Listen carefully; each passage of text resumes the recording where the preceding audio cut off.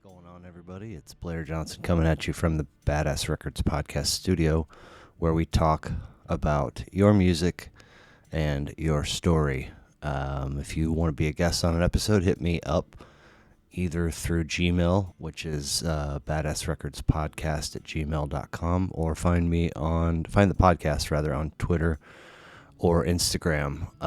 If you go to badassrecordspodcast.com, you can find all the episodes, a story about the show, a merch tab, get yourself a beanie or a coffee mug. Thanks for stopping by. Hope you enjoy the show.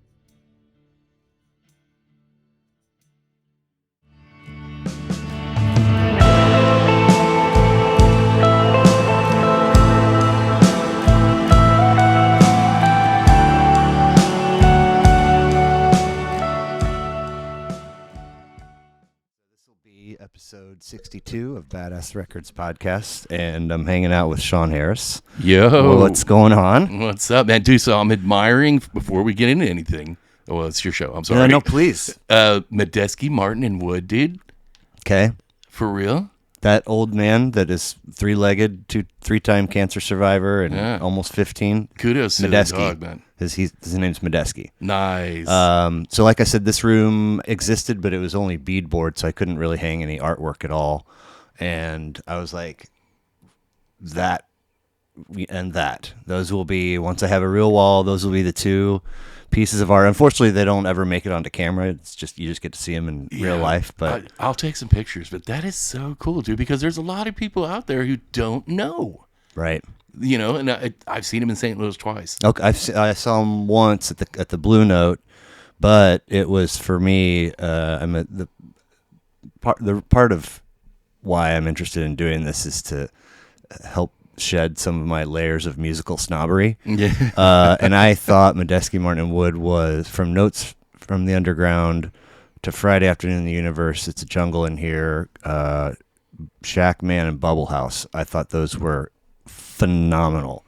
And then they got to like The Dropper and Invincible and a few other, and that's about around the time that I saw them, and I was like, this is not like a fun live, because they're, there's way out in they're in the space. I mean, we were partying, and so it was a fun night, but I was like, you guys do what? Am I good? Yeah, you're perfect. Perfect. Sorry. No worries. It's a habit. I'm like, who, man? Do I Yeah. So I had a Shepherd mix named McConnell after the keyboardist for Fish. Paige McConnell? Yeah. Yeah, dude. And when he was 14, I had him in for a checkup, and Medeski was a flyer at the vet's office being like, help, I was found, I need a home. And I was like, done. And you're like, okay. And it was perfect. It like showed him the rules of the house, having the old dog around, and the old dog was a little bit invigorated, kind of. And so then I was like, I'll do this. I'll 1000% do that again when Medeski gets old. So the kids are like puppy, puppy, puppy, and then all of a sudden, 2 years worth of cancer, and then he gets a clean bill of health, and we adopt Ellington. I gave the kids Duke. I got 28 nice last name pianists. Yeah. We'll choose this democratically, and they fought me tooth and nail. But nevertheless, I keep that. It's been a challenge. We love having her, but she has that's awesome, unlimited energy and wants to play with him nonstop.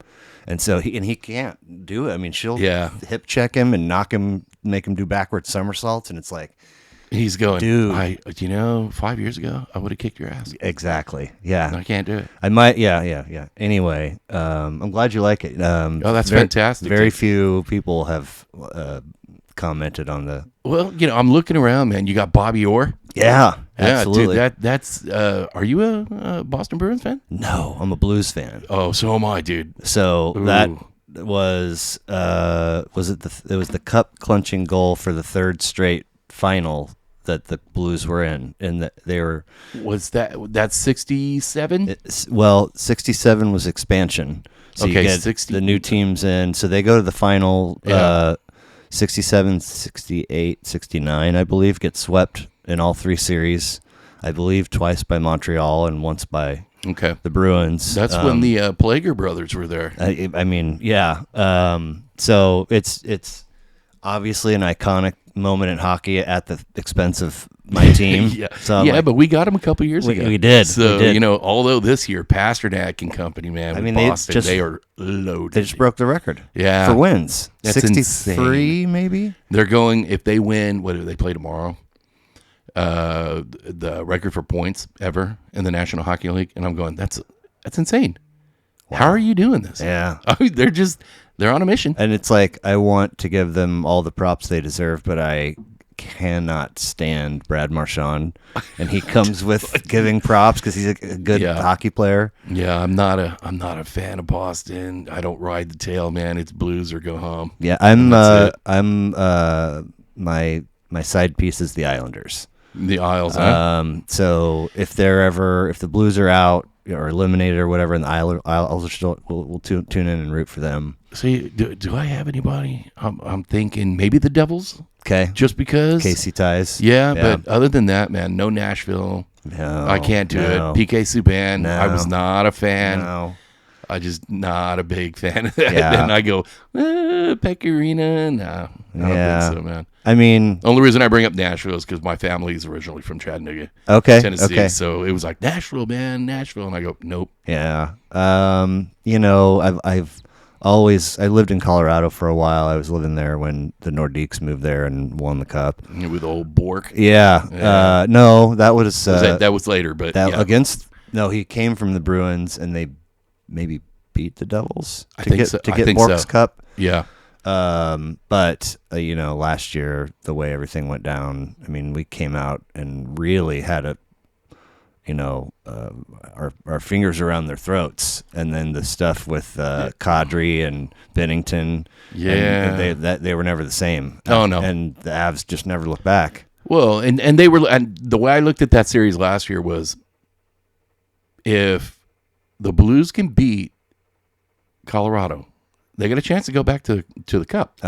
Dude, nobody beat them.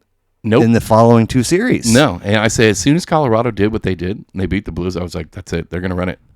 They're going to run it, man. Because we were rooting for Tampa pretty hard. Yeah. In fact, my boy, we just recently got him a Vasilevsky jersey. Nice. Because he was just, I kind of said, this guy, he's still relatively young, but has a chance to go down as one of the greats to ever play the position.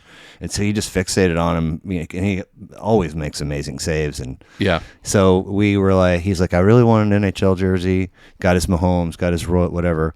And I was like, okay, what are you thinking? And he thought about it for a while, and he's like, I want a Vasilevsky. I was like, seriously? And you're like, okay. All right, man. All right. You're probably the only kid in Kansas City, in this whole area that has He wore it to a pizza party followed by a girls' basketball game, and lots of people, all of his peers were like, Tampa Bay Lightning? And he's like, it's name on the back, not the front. I'm like, oh. You're like, yes. That's my boy right there. That's like my son. He rocks his LaMelo Ball jersey from Charlotte. And I go, why? Huh? And he goes, I just like him, Dad, because he's not like his brother or his dad. He's off doing his own thing. Cool. Because I appreciate that. And my son plays ball too. And he goes, I enjoy how he plays ball. Yeah. And I'm like, okay. We did. All right, I got you. For our half of spring break, we went down and spent a couple days in Tulsa, and then went over to Oklahoma City and capped the trip off with a Thunder game. Nice. And we had like 8th row. I mean, and they played the Nets, which was fun. Oh. And they've got, I can never freaking remember his name, but he's young. He wears number 2, and he's got a hyphenated last name, and he is amazing. They've got a good young team. They're going to be really good. It's just unfortunately not right now. Right. Yeah. Right. But so anyway, episode 62, if I misspoke earlier, Badass Records podcast. Sean Harris, hat tip to Brett Batliner for putting us in touch. Yeah. Is he over here? That's me and that's you. Oh, hi. Yeah. I'm sorry. So sorry. Are you born and raised Lee Summit? No, man. Okay, so we moved around a lot. Dad was in the military at one point. Lived in. I was born in a small town called Erath, Louisiana. Okay.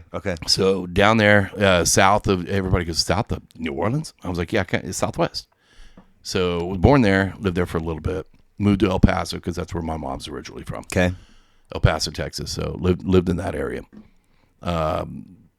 Came up here for a little bit, because Dad wanted to move up here, and he's always kind of like Kansas City. I was like, okay, cool. Lived in Overland Park. Okay. And went to school there for a little bit. All Loved right. it. But parents like to move. Mm-hmm. So we moved back to Texas. They moved to Chattanooga and lived in Chattanooga, Tennessee for a while. And Okay. that's where I went to high school, my best years. And Right. yeah, that's where I learned how to kind of just be myself. And, Okay. and the music aspect and Interesting. everything. And which music was always following me around. But Right. Chattanooga was like when you're 15, 14, 15, 16, 17, figuring it out. Late 80s, early 90s, music's changing immensely. Yeah. And it just kind of coincided with everything that I was thinking. So, Wow. and that's, and then I got out and I got my car and didn't want to stay in Chattanooga because I was like, dude, I don't want to stay here.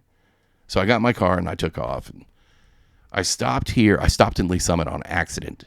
For real? They were doing construction on I-70. And I was like, all right, well, I got to turn off and then get back on. Okay, this is back in like 98, 99, something like that. Okay.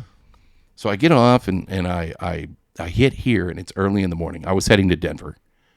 And I was like, all right, well, Neighbors. I stop at Neighbors to get a bite to eat, like breakfast. I was like, I'm going to check out the town. I liked it. And I kept on going. I mean, I stayed a little bit longer. Sure. I think I stayed the night. And I started heading to Denver. Didn't like it. The far it was nothing. Like the road, I-70 on Kansas. Oh, I was yeah. like, oh no, this sucks. There's nothing here, man. Is this how it's gonna be? So I turned around and came back. You didn't ever made it all the way to Denver? Nope. Okay. No, because something told me to turn around and come back, and I did. And you just had all of your stuff with you? Like, I'm looking for a new home? Yeah, I had a couple brothers who lived here. Okay. Okay. So what is your sibling rundown? Oh man! So my parents were like rabbits. There's 35 of us. No, I'm just kidding. It seems like it sometimes. There are 8 of us. All right. I'm third youngest. There's two girls, 6 boys, including me.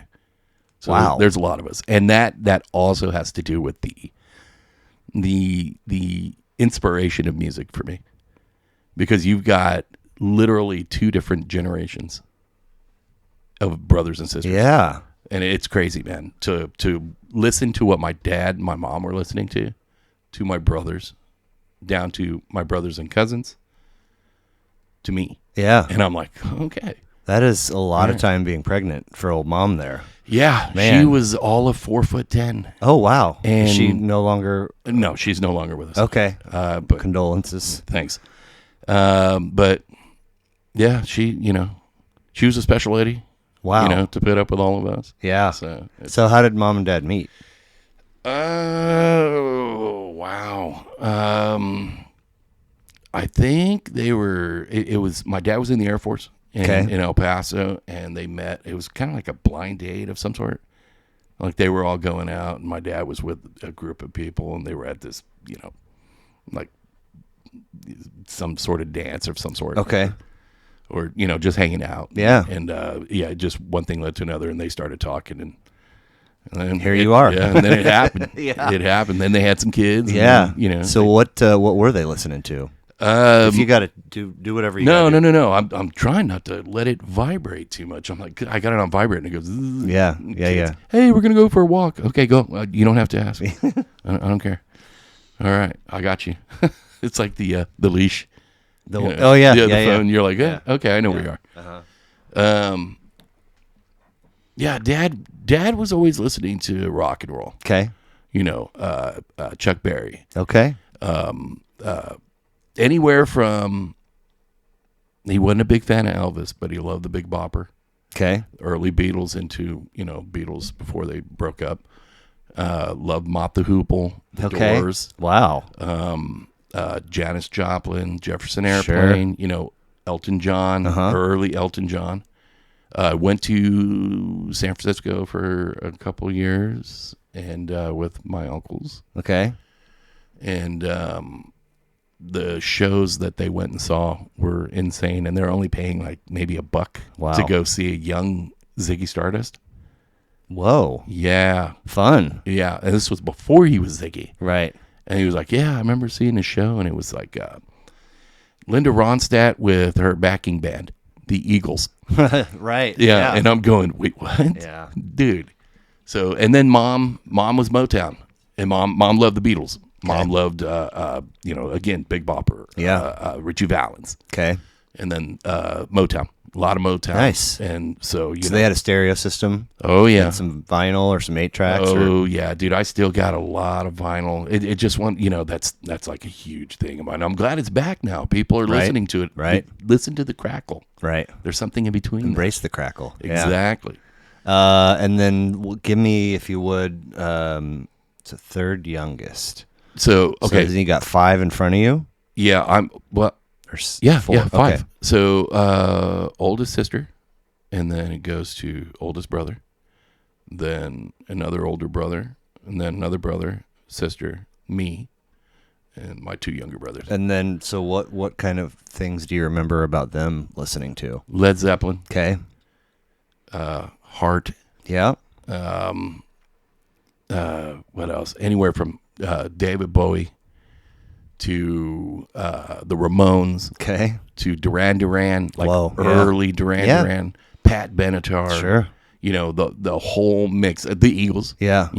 And then AC/DC, because 2 of my brothers were a little heavier. So Iron Maiden, AC/DC, Sure. Queen. Somebody's got to, Exactly. That's got to be somebody's bag. Yeah, like I remember sitting here going, who? Motorhead. And my dad going, you turn that off. That is way too loud. And, wait, who is this? Yeah. Yeah. Right. Yeah. Next thing you know, he's listening to it, and I'm like, oh, you too, huh? Man. Yeah. So, and then are your siblings that are younger than you, were you still in the house when they kind of started listening to music and, kind of creating their own canal of taste? Do you remember? Yeah. Are like my younger brothers? Mm-hmm. Yeah. I was still around. We're not too far apart. Like I'm 47. I got a brother who's 46 and then another brother who's 45. Okay. So we're pretty close to each other. Still are. I was going to guess that you were still in your 30s, so I'm glad you Thank you. corrected me on that. Thank you, man. I always, appreciate that. I'll be 49 this year, and Batliner's whatever, 18 or 19 years younger than me. I thought you were going to say 19. He's 19. He was when I met him. But yeah, so I figured you must be somewhere in the middle, but you're right there with me, basically. Yeah. Like I said, I met him, we were downtown Lee Summit, sure. Listening to music, and I said something about 311. He was like, what? Well, and then we had a drink, and that was it. It was over. Yeah. Yeah, he came and sat on my lap, and he was like, "Dude, tell me a story." No, just kidding. Maybe it happened. Right, I don't know. It could have happened. Right. That way. Sorry, Brett. No, I was. I had a friend make that little Zappa painting. Do you know that? Are you familiar with the cover of that right there? Which album is That's that? Ship arriving too late to save a drowning witch. Okay. And it's not like, you got coasters right here. You can keep that up. It's not not an amazing record. He had some stinkers. Well, I should say that I've never really spent a lot of time in the 80s Zappa. I've given the 60s Zappa, the Mother Invention stuff, I'm like, that's not for me. Mm-hmm. So my wheelhouse is the 70s. Yes. Yeah, but, Joe's Garage. So this record, that's my all-time, you just gave me goosebumps. That's a great album. That's my jam. This album has, you're definitely old enough to remember this fad, but it has a track called Valley Girl on it. Yeah. And I'm like, that, like, people started talking like that, like, maybe because of, I don't know, but I love the artwork. And that was what, 86, 87, something like that? 83, maybe? 83? Maybe. Yeah, because that was Moonbeam. Yeah. Nevertheless, I just love the idea of a ship arriving and then to get it with just a couple of angles. So because I can never find this without the word, I don't want the words there. I just want the picture to tell You just want the picture. There you go. This other individual that worked at the same place with Batliner and I made that for me when I was trying to get this thing off the ground. And she was over one evening, and her sister was out and had far too much to drink and she's out somewhere in Lee Summit and needs to be brought home safely. And so the next thing she knows, she's getting a call from an unknown number, and they have her sister, and they're trying to navigate to wherever it is that she needs to be. And I'm kind of just in and out of the room because it's multiple calls and it's dramatic and all this stuff. And then all of a sudden I'm like, hey, will you ask the person that you're talking to if their name is Brett Batliner? Was it Brett? Yeah, it was. But I could hear him, and he's so loud. Oh, yeah. He's just got a recognizable voice. But he's that dude who'll be like, where do you need to go? Yeah, exactly. I got you. And so you need some food? I got on the phone, and he was like, wait, what is happening right now? I was like, I know. Like, this is crazy. Anyway, get that girl home. Anyway. That's awesome. And so I don't remember how in the heck we wound up on that tangent, but so yeah, just Brett is the reason why I'm here. Yeah, exactly. So how about was there an album that was kind of your first love? You'd asked me that. I was in Arizona a couple weeks ago, and you're like, "Give me some references," and I'm like, "Oh shit." Well, I don't mean your list. I just when you first are like for me, Thriller was kind of like, I get that's what you do. You record songs, and the album is like a book, and here's the chapters, and da da da. The Beatles. Okay. Help. Okay. Yeah. All right. Mom. Nice. Very nice. I remember Mom having the 45, and then they had the whole album, and they had a whole bunch of albums. They even had the one where you pulled it off. I still have that, where they're all like, "Hey, we got dolls in front of us," but underneath they were all full of blood, and they were like in butcher outfits, and they were going, "No, you're the Beatles. You can't do that." Right.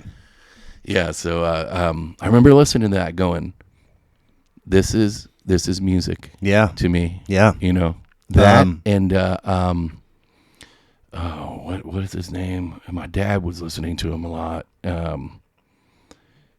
Fly Like an Eagle. Oh, Steve Miller. Steve Miller Band, man.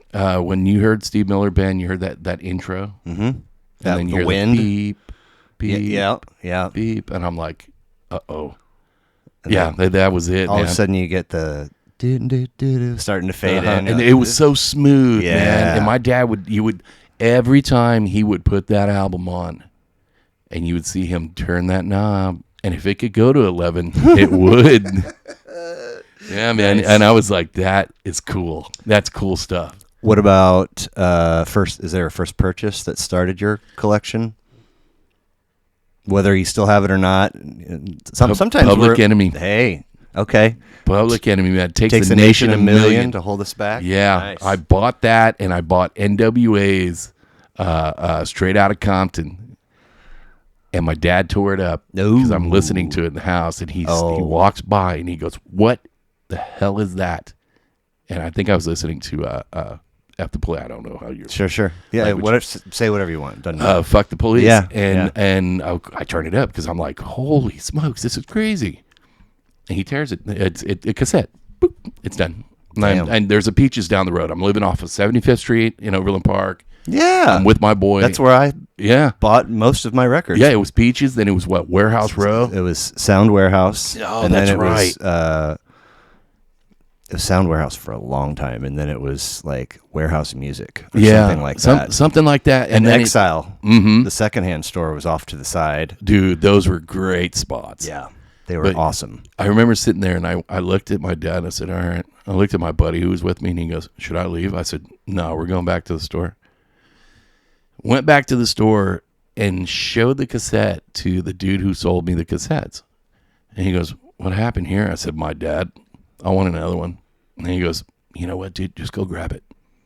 Go get it. So I grabbed one. He goes, went back home. My boy had just left at the time. And this was my beginning of, I'm going to rebel on you. I went back home. I locked the door to my room, and I turned it up as loud as I could and started from the beginning. And he was madder than a hornet, man.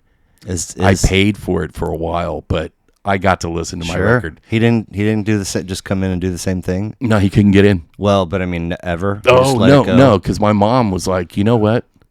That's freedom of speech, yeah, freedom of let him- expression. He's learning. If we tell him he can't do this, This he's is going to do it even more. I mean, so Zappa, Mm-hmm. John Denver, and Dee Snider, Twisted Sister, Yeah, all yeah. went to Congress to say that the PMRC, which is where you get your explicit lyrics Yeah. thing, and this is unconstitutional. I mean, it's a whole. There are Zappa YouTube holes you could go down and never come back out of. I mean, but all of I those do it a lot, man. those testimonies are on YouTube, and Zappa destroys them. All of these politicians are like, they look like they want to say, somebody get this guy out of here, like, because he shows up with a briefcase full of he's ready, You know, and they thought those three were a bunch of dumbasses, Right, I And know. didn't know what they were talking They're about. like- And then you get Dee Snider in there, and he's ripping them apart. And then Zappa eloquently yeah, chews them up. yep, And he goes, right. I'm not dumb. I know what I'm talking about. So, Boys in the Hood, is that on Easy Does It or Straight Outta Compton? I think it's on both. It might be on both. It Anyway, might be on both. The 6'4", and Yeah. I'll throw it in the gutter and go buy another. It's like your copy of the record. Oh, yeah, man. Go It's like, ahead. I'm going to go get another one. I'm not going to stop, That's man. awesome. Yeah, but those changed everything, man. They changed my way of thinking about. I don't have to listen to one style of music, Right. Like you know, we're the same age. You were in school and you had this group, this group, this group, and this group. You don't really have that anymore in school. At least I don't think so. My kids never. You really. mean click-wise, Yeah, socially? Yeah. Like you had your freakers and your jocks, skaters and your stoners, and- and yeah, your skaters, and everybody was listening to different music. Yeah. Well, I took it all and said, because I was all of them pretty much. Nice. And I was like, I skate, I ride my bike, my Hara. I love punk rock music. Yeah. I love, I was like Minor Threat. Yeah. I love this stuff. And my cousin was introducing me to that, and like Front 242 and, a lot of like Skinny Puppy. Oh, wow. And I'm going, this right here, like Depeche Mode, the Smiths. You are all over the place. Yeah. And I went, this, I love this. And then my other buddies are listening to Iron Maiden, Motorhead, Metallica, Megadeth, all the Anthrax, who I love. And I was like, they were always they were smart heavy. Yeah, they were the ones who went, hey, we're like these guys, but we're not like these guys. But we're gonna be like these guys because where else are we gonna fit? But they were kind of like thrash, punk, all over the place. I had a dude on, it's been a little bit ago, but he picked Mr. Bungle as a record. Oh yeah, man. And I was like, what is this? I didn't even, I had no idea. Yeah. And then I saw on Facebook yesterday, they're like touring again. They're back. And it's Scott Ian from Anthrax. Scott Ian, and then the front man from Faith No More. Faith No More and Tomahawk. Oh yeah, dude. Wild. Mike Patton. Yes. Yeah, and dude, that dude's a genius, man. All the bands that he's created and has been in have been successful or excellent, good or okay, excellent stuff. Mr. Bungle's good stuff. Yeah, it's not my cup of tea. It's hard. I mean, there's a lot of genre jumping within a track. Yeah. I mean, I think it's a special brain that can take it in and like I know all the things. You know what I mean? You've got to have some good stuff to smoke, and then turn it up, man, halfway. So what about first show? I assume you have seen some shows over the years. First show was Chicago. Seriously? Yeah, Where? 1985, Crown Center. Swear. What? Indoor? Outdoor? Was it Crown Center? Yeah, it was Crown Center. You remember when they had the free concerts? Yes. Oh, it was basically Boulevardia. Yes. Okay. Yeah, and they had free concert Fridays or something like that. Holy smokes! I saw Chicago, which I remember, like my parents were like, Chicago's playing, and it's free. Holy Right? smokes! So we went and saw that, And We need that back, or Spirit Fest or something. Oh, dude, Spirit Fest. These kids have no clue, man, what Spirit Fest was all about. That was fantastic. And now that they're fixing up Berkeley Riverfront, bring it back. Right. Bring it back, man. It makes sense. Is that that's a fireworks destination spot on 4th of July usually, right? Berkeley. Yeah. Yeah. Wow. But yeah, Chicago, man. And that's another band that I grew up listening to because I've never taken the plunge to, like, I mean, I know, radio hits, and I know that there's a lot of talented musicianship, but I've just never. They were one of the first bands. Danny Serafin, who was the drummer for Chicago, was when I first heard him playing, and the timing aspect. That's what made me want to be a musician and play drums, because I was just like, this dude right here. Wow, is insane all over the place, but it was very technical. And yeah, I loved it, man. Yeah, I was like, this is good. Are you familiar with Shiner? Oh yeah. The drummer came and did an episode, and there's some dudes in that outfit that are like big Chicago guys. Shiner, Alan Epley, dude. Yeah. I broke his. He just put out a new record. I played his. I think I was the first radio station in the United States to play a track of his. Okay. On the station, and he was like, "Thank you so much for doing that, man." He seriously did? Yeah, on Instagram, and I was just like, "Dude, I got you. You're a local dude." Yeah. Although you don't live here, right? But is he in L.A.? No, he's in Chicago. Oh, okay. Yeah, Epley's in Chicago. Funny. His podcasts are awesome. Seriously? Have you heard them? No. Oh, great stuff. No, I know. Great stuff. Okay, I'll have to have you send it to me. Who did you have here from Shiner? Jason Gherkin. Oh, drummer. I love Gherkin. Meat Suit. His Instagram handle is, yeah. We worked together. I had 20 years of restaurant background, and I reached out to him, and he was like, "What? You're doing what?" And I was like, "Yeah, I just thought maybe I'd see." He's like, "Okay." So he blew me away in that I was like, "So give me a record or a list," and he was like, no hesitation, Goodbye Yellow Brick Road, Elton John. And I was like, get the fuck out of here. And then I listened to it, and I was like, whoa. Madman Across the Water, or a River. When I first heard that, I was just... There is some insane musicianship happening in that record. In 1971, since we're on the Elton John, he put 3 records out. All of them went gold. Are you serious? Went platinum. Yes. 3 in 1 year. Whoa. He was on a mission, man. And I think the first one was Madman Across the Water. Okay. And I was like, I remember hearing that for the first time, because you listen to that and you're like, holy shit. And a Goodbye Yellow Brick Road was in that same era. Yeah. So it's incredible. And Gherkin's choice of music is fantastic. I've known him for a while, off and on. Okay. Billy Johnson. Yeah. Who rest in peace. Rest in peace, no longer with us. Knew him quite well. Okay. Him and Casey Johnson. Okay. I've been in the scene for a while. Yeah. And nice. It's hanging out with them and the projects that he was in. And, sure. Rocket Fuel is the Key. And, yeah. Oh yeah, dude, great stuff. So I want you to tell me about Counter Clockwise KC, but I would like you to, if you wouldn't mind, just kind of fill us in from finishing high school up until that project started, like just kind of what you've been doing, how you landed there. Conquering the world one day at a time. That's an excellent answer. Right? When I joined the Navy, I was going to go play college football.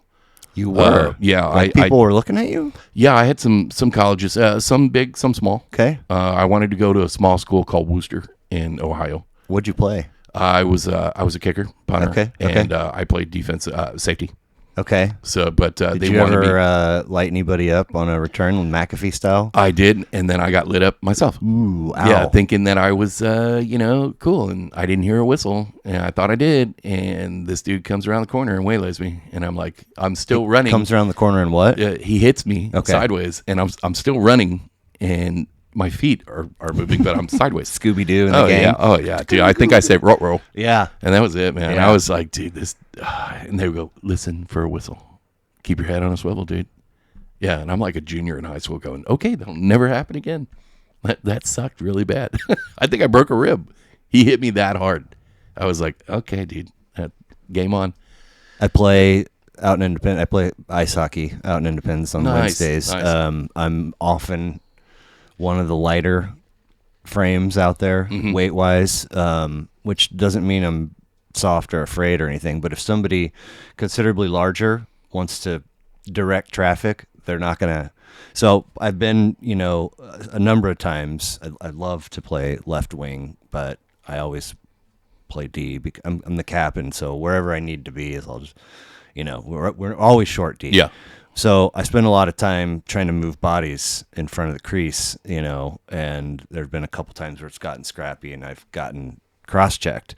And I've been hit so hard that I'm like in the air going, this when I land, this is going to hurt. It's going to hurt real bad. And it's like I can take the check all the time. And no matter what, it's the impact of hitting the ice. It's a split second, but during that time, you think it's been a year, right? And why isn't this over yet? And you're like, it hasn't even started. Yeah. Okay, here we go. Conquering the world one day at a time. Yeah, football. I was going to play college football. I didn't really. My gut told me, dude, don't do it. You're done. You're tired. You don't want to play no more. You already amazed me. You said figuring it out in high school, and I nodded like I'm kind of still figuring it out. Like high school. Yeah, don't get me wrong. Me too. My head was not right. I needed, validation and approval and all these other things. But you're figuring some stuff out in high school, and then you have a good, I think it was a good gut instinct to tell you not to play. Yeah.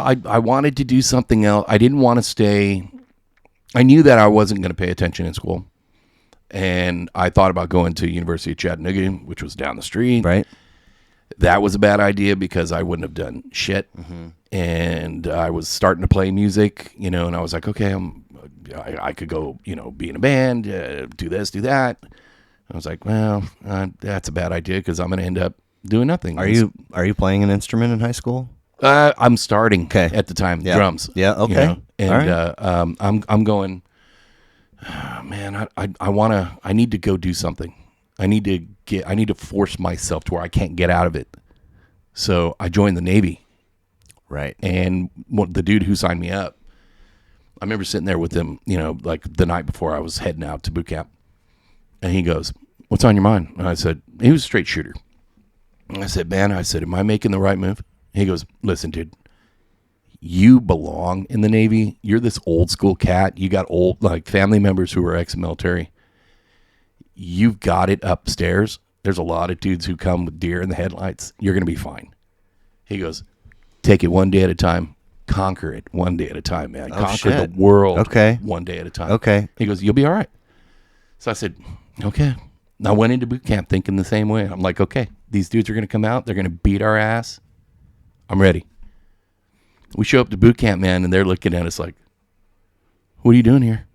And we're going, what? We showed up to a Orlando, and they had already started closing that boot camp. So we should have went to Chicago. We ended up in Orlando. Oh my gosh! Yeah, how so embarrassing. we had to sit there for like an extra month and put everything back together, and then we started boot camp. So by then we already knew. We were like, dude, we're way, and then we needed more people. Okay. To be part of like the classes. Wow. And I was like, here we go. So is it so all of the branches of the armed forces, have a boot camp, and it's yes or no quasi accurately depicted in the movies and on television? Like people are in your face trying to harden you up. Yes. Hazing, if you will. Not so much. Excuse me. The hazing part, that's they overdo that. It's television. It's movies. Okay. But they break you down to build you up. Sure.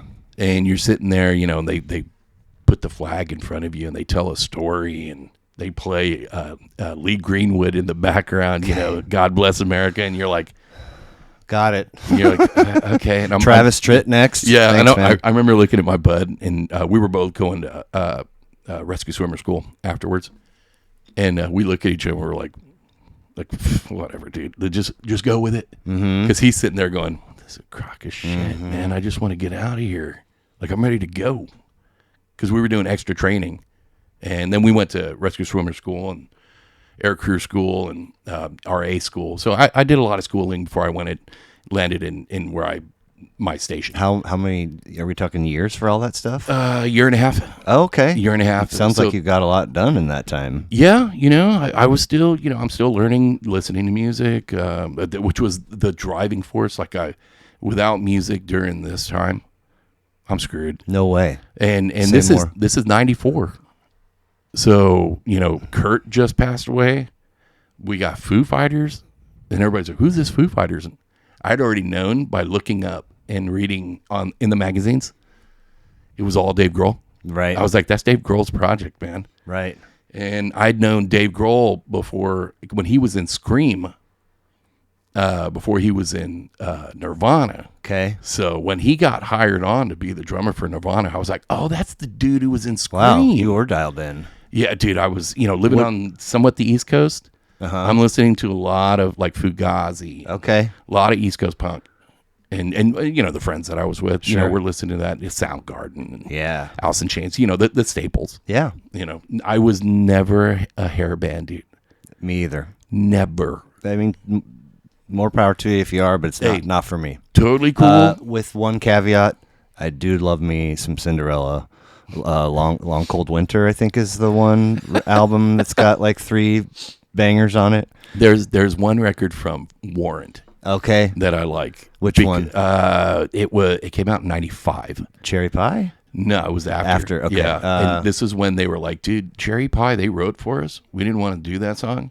This is what we really are. Were they Dirty, Rotten, Filthy, Stinking Rich? Was that them? Yeah. But that was early. Was that earlier? That was earlier. Okay. Yeah, but I liked them because they were heavier, and then they got glam, just like Yeah. everybody else did. Did they? So Winger had 17, which was Winger's you couldn't record that tune today. Did Warrant have one like that also? That was like, no, I yo. think it's just Cherry Pie. Oh, right. Yeah. Okay. Winger. Even in 1989, you're going, bro, 17? what are you? 17, dude. Man. Well, it is legal in Arkansas. Wait a year. Wait, If she's still dude. around, then find out She's if it's all meant yours. to be. She's Yeah. all yours. Damn, R. Kelly. Right. So, what did you mean when you said without music at that time you would have been in trouble? It kept me going, man. Okay. We had times where we could pick a playlist to listen to. We had our headphones, because they gave you, because you get a lot of off time, so you go work out, you take care of yourself, Okay. And I'm listening to a lot of music. So the music I'm listening to is, I'm picking people's brains, and I'm going, so where are you from, dude? I'm from Oakland. Good for you. And I'm like, what do you listen to, man? And he goes, Typo Negative. Typo Negative. It's All right there in the skinny puppy lane. Of, Yeah. aggressive. And I loved it, man. Okay. And I was like, all right. And then I'm listening to 40 Ounces of Freedom from Sublime before Sublime got big. Yep. And I'm like, dude, because dudes were from Long Beach, and they were like, dude, these dudes right here. And then Slightly Stupid. Okay. And you're going, who have been around forever. Right. And I'm like, dude, that's cool, man. And, and then I'm still listening to De La Soul and Boogie Down Productions and the Beastie Boys. Yeah. Check Your Head, Yeah. man, and Ill Communication. Yep. In my mind, the greatest 1-2 punch of albums ever made. Ill Communication, Check Your Head. And Check Your Head. Okay. Because they went with, they said, okay, we're changing our style. Here's where we're going. And now, let's keep it going like that. But Right. we're gonna get a little more serious. Yeah. And More crisp, more professional. Yeah. And you're going, A little dude, these dudes- harder, maybe even. I Yeah. mean, And they're, Adam Yauch, man, he had a message, and he was like, let's tell this story now. So you're just like, let's have fun, but I'm trying to tell you a story. This Right. is who I am Right. now. Tibetan Freedom Fest. yeah. And you're like, okay, cool. Huh. So yeah, that, I get out, I do my thing. I go, wandering around, whatever. I start playing music. Still drums. Yeah, Okay. still drums. I played when I was in the Navy. A buddy of mine was a jazz session drummer. When I was stationed in Virginia Beach, he would leave every weekend to go back to Baltimore, and he would make a couple of grand. And gigging. Wow. And he was playing jazz, like jazz fusion type Damn. like Tower Power. Okay. Hell yeah. And that's how I found out about Medeski, Martin, and Wood. Because this dude was showing me, hey, listen, man, if you take these artists And he would always tell me, this is the alternative to the alternative. Right. And that's the station. Okay. You know? Right. So all this stuff I feel and keep under my wing. You know, I bartend. I go do nursing. I don't like it too much. You know, I go back to bartending. This is after the Navy. You know, I'm doing my thing. I meet the old lady. I have some kids. Not 8 of them, though. Not 8 of them. 8 is enough. No, that's the whole show. Oh, dad jokes. Yeah. I mean, they're welcome in large quantities. Exactly. You know? Well, you know, they taught me a lot of things. They taught me what not to do. Mm-hmm. And my oldest sister, man, she was very influential on me on how to do it, and which I owe her a lot. Okay. Because she was just like, listen, man, I don't want you to screw up. Because I think, I hate to say this, but I was like her favorite. I still am. Your sisters? Yeah. Okay. My sister Elsa, like, she was always like, I'm proud of you, man. You're doing it like this. You do it like this, like this, like this. And I was always wondering why she was hard on me, but it was for a reason. Yeah. You know. So she follows my stuff. She loves listening to the station, but before the station. So I'm making music here in town. I'm still bartending. I start up some stuff. You know, it fails. Keep on going. How did you know that? Like, at what point you're like, this is a failure and I should let go? You know, when you go to a show and you're playing a gig and there's nobody there, and it's like you don't like what you're playing, and you're only playing it because you like maybe one of the members in the band. I see. And you go, this is not me.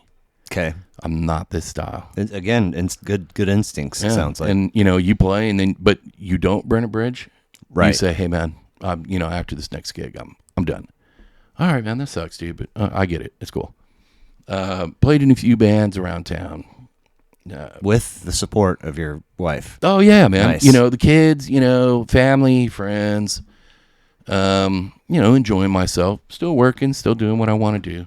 Start a little, you know, recording studio. COVID kind of put the kibosh on that. Sure. I mean, we're still running the little engine that could, but right. It's shifted from recording music to doing production and recording of podcasts. Okay. And like cleaning stuff for people.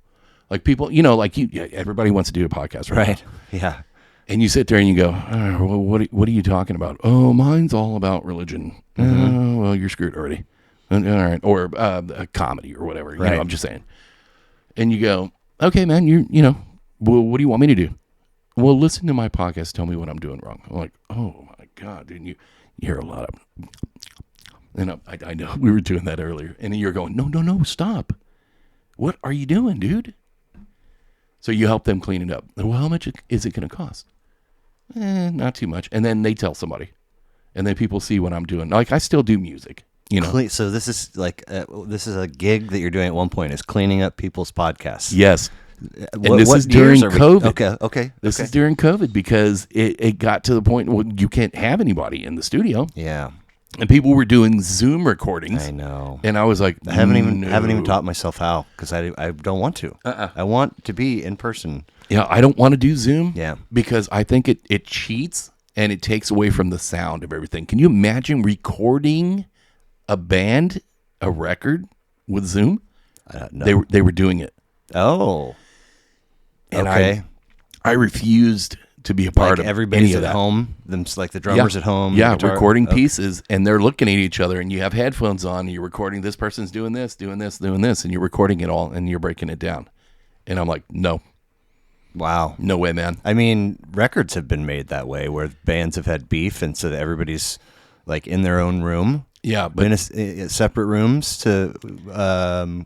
maybe The Police is the first one that springs to mind for maybe their last album. Because I don't even think they toured together. Like when they toured, they all took different planes and different buses. Oh man, how crazy that is that? Not that sucks, dude. Rock and roll America. No, dude. Guns N' Roses is doing that shit right now. Right now, they're man. touring separately. Well, yeah. I mean, when you're old, And that's I can see it. They don't want to share the toilet. Well, whatever. But when you're young, I mean, like, how else are you going to bond if you're not? You gotta be with recording each together other and touring together. yeah. Like, at least for a couple years. Yeah, just You don't have to do it for 10. Do you like that person? Right. And even if you don't like that person, tolerate that person if you are Well, making some of the best music in the world. I'm no, expert, but I always sort of feel like you shouldn't be in a band with somebody you don't like. Yeah, I mean, that's true.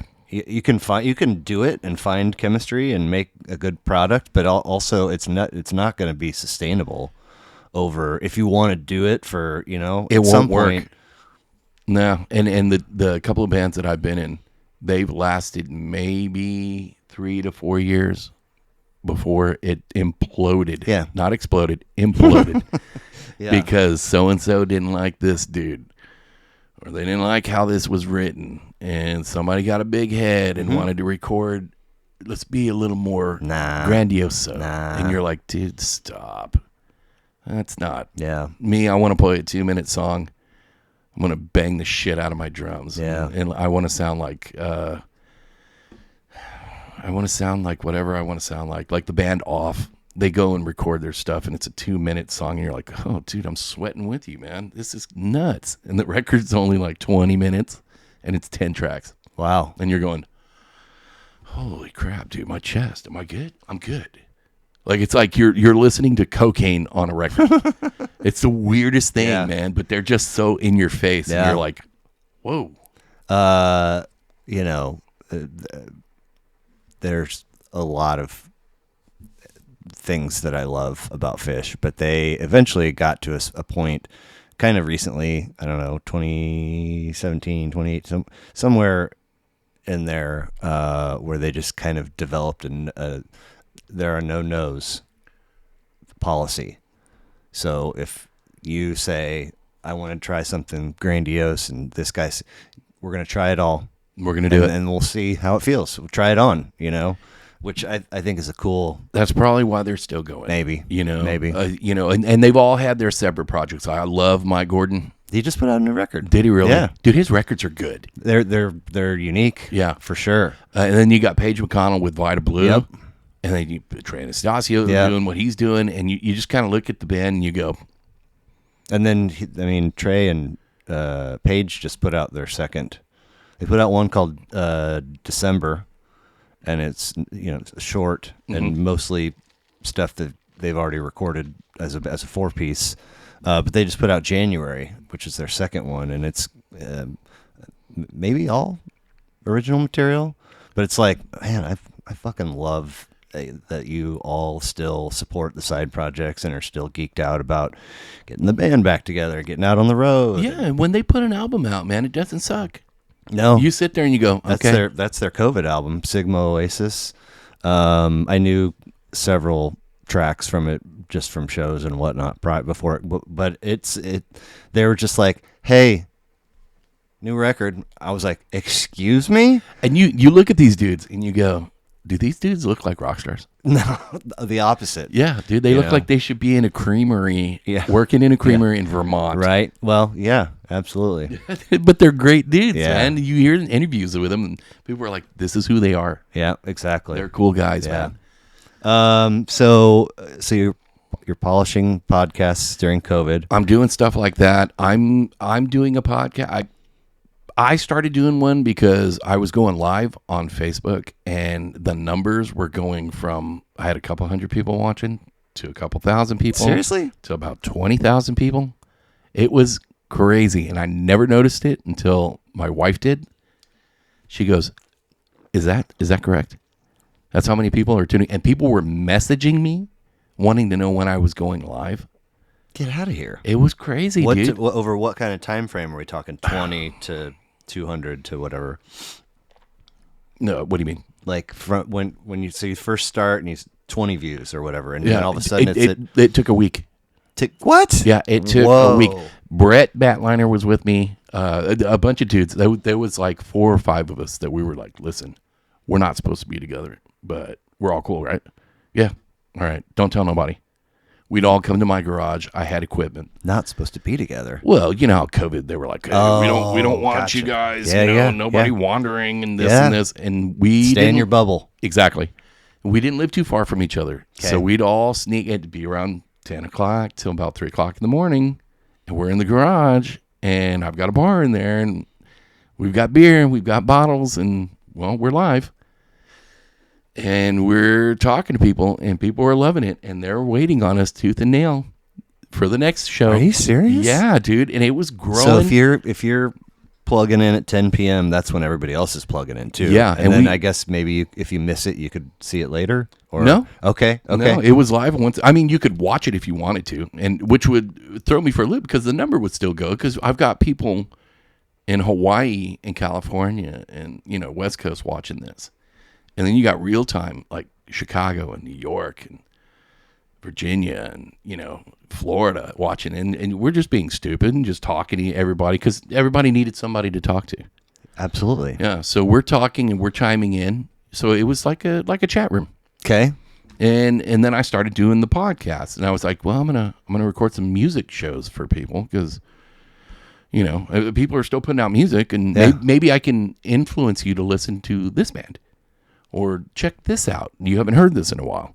So I started doing Counter Clockwise KC.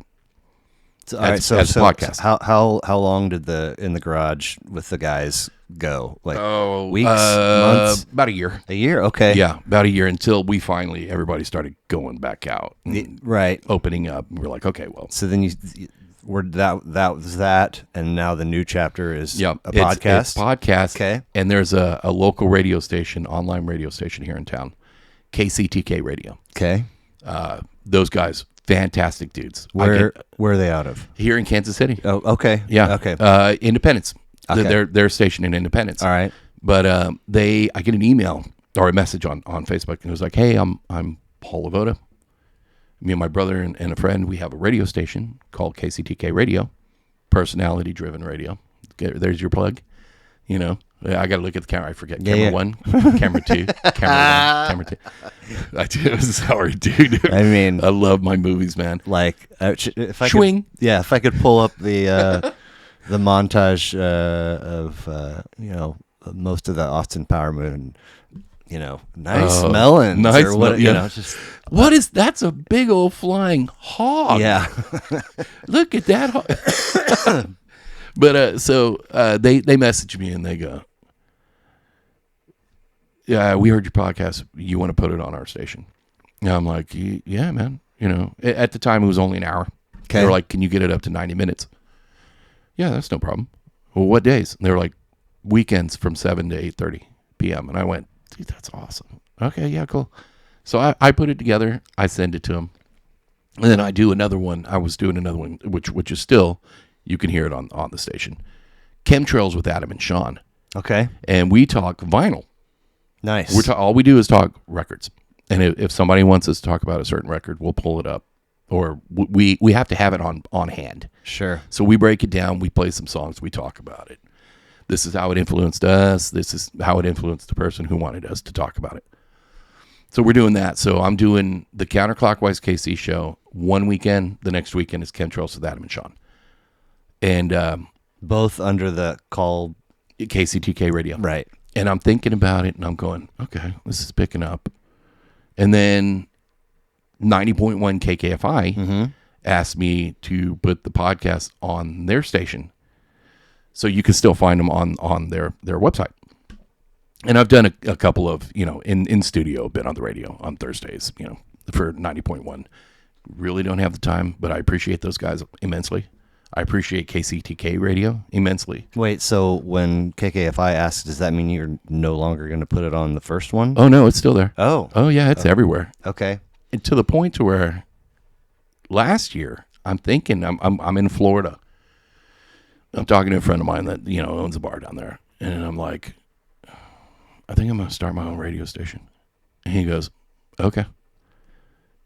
Just like that. And he goes, yeah, right here. He pulls it up and he goes, look, here's the format. It'll, just set it up, do your thing. You don't have to censor yourself or anything. So Counter Clockwise KC Radio went live August 4th and it's been going Of 2022? of 2022, and it's been going. I mean, it's going right now. Right. It's on Live 365. It's on TuneIn, both free apps. I've got an app that I'm building right now to where you can you'd be able to get into your phone and go, I just want to download the app for Counter Clockwise KC, and you'll be able to listen to music and stream it and do whatever you want. You can do it now, but that would just take you directly to the page. Okay. So that's going on, and it's the alternative to the alternative. You can find us on Facebook and Instagram. We interview bands. I've got to go to the metropolis of Topeka Friday to interview a band from Iowa. Nice. We play anything from Dave Brubeck. I say we because there's other DJs that I've known that have shows on the station. Okay. On different days. The scene with Birdie Boy is on Mondays, and it's all local and regional rock or alternative. So you're hearing local bands constantly on the station and on that show. We'll play local all day. You'll hear your Soundgardens. You'll hear your Dave Brubeck. You'll hear your Frank Zappa. Sure.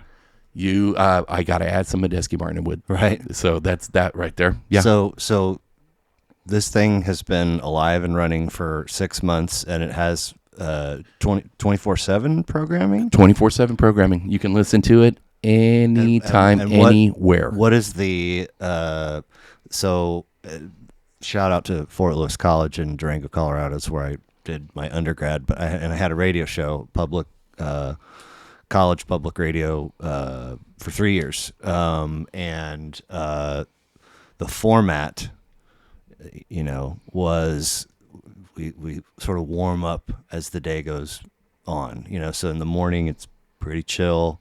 And then by midday, so that was it. It was just kind of like it was a trimester school. So you got your winter, spring, and then your summer, and then your fall trimesters. And so as a trimester would come to a close, there would be a meeting, and you put your name in the hat. Hey, I'd like to have a show.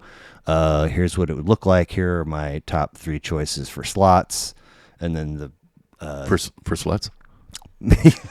per slots, 3 hour radio, 3 hour slots, and then the station manager and the program director and whoever else would get together and assemble the week.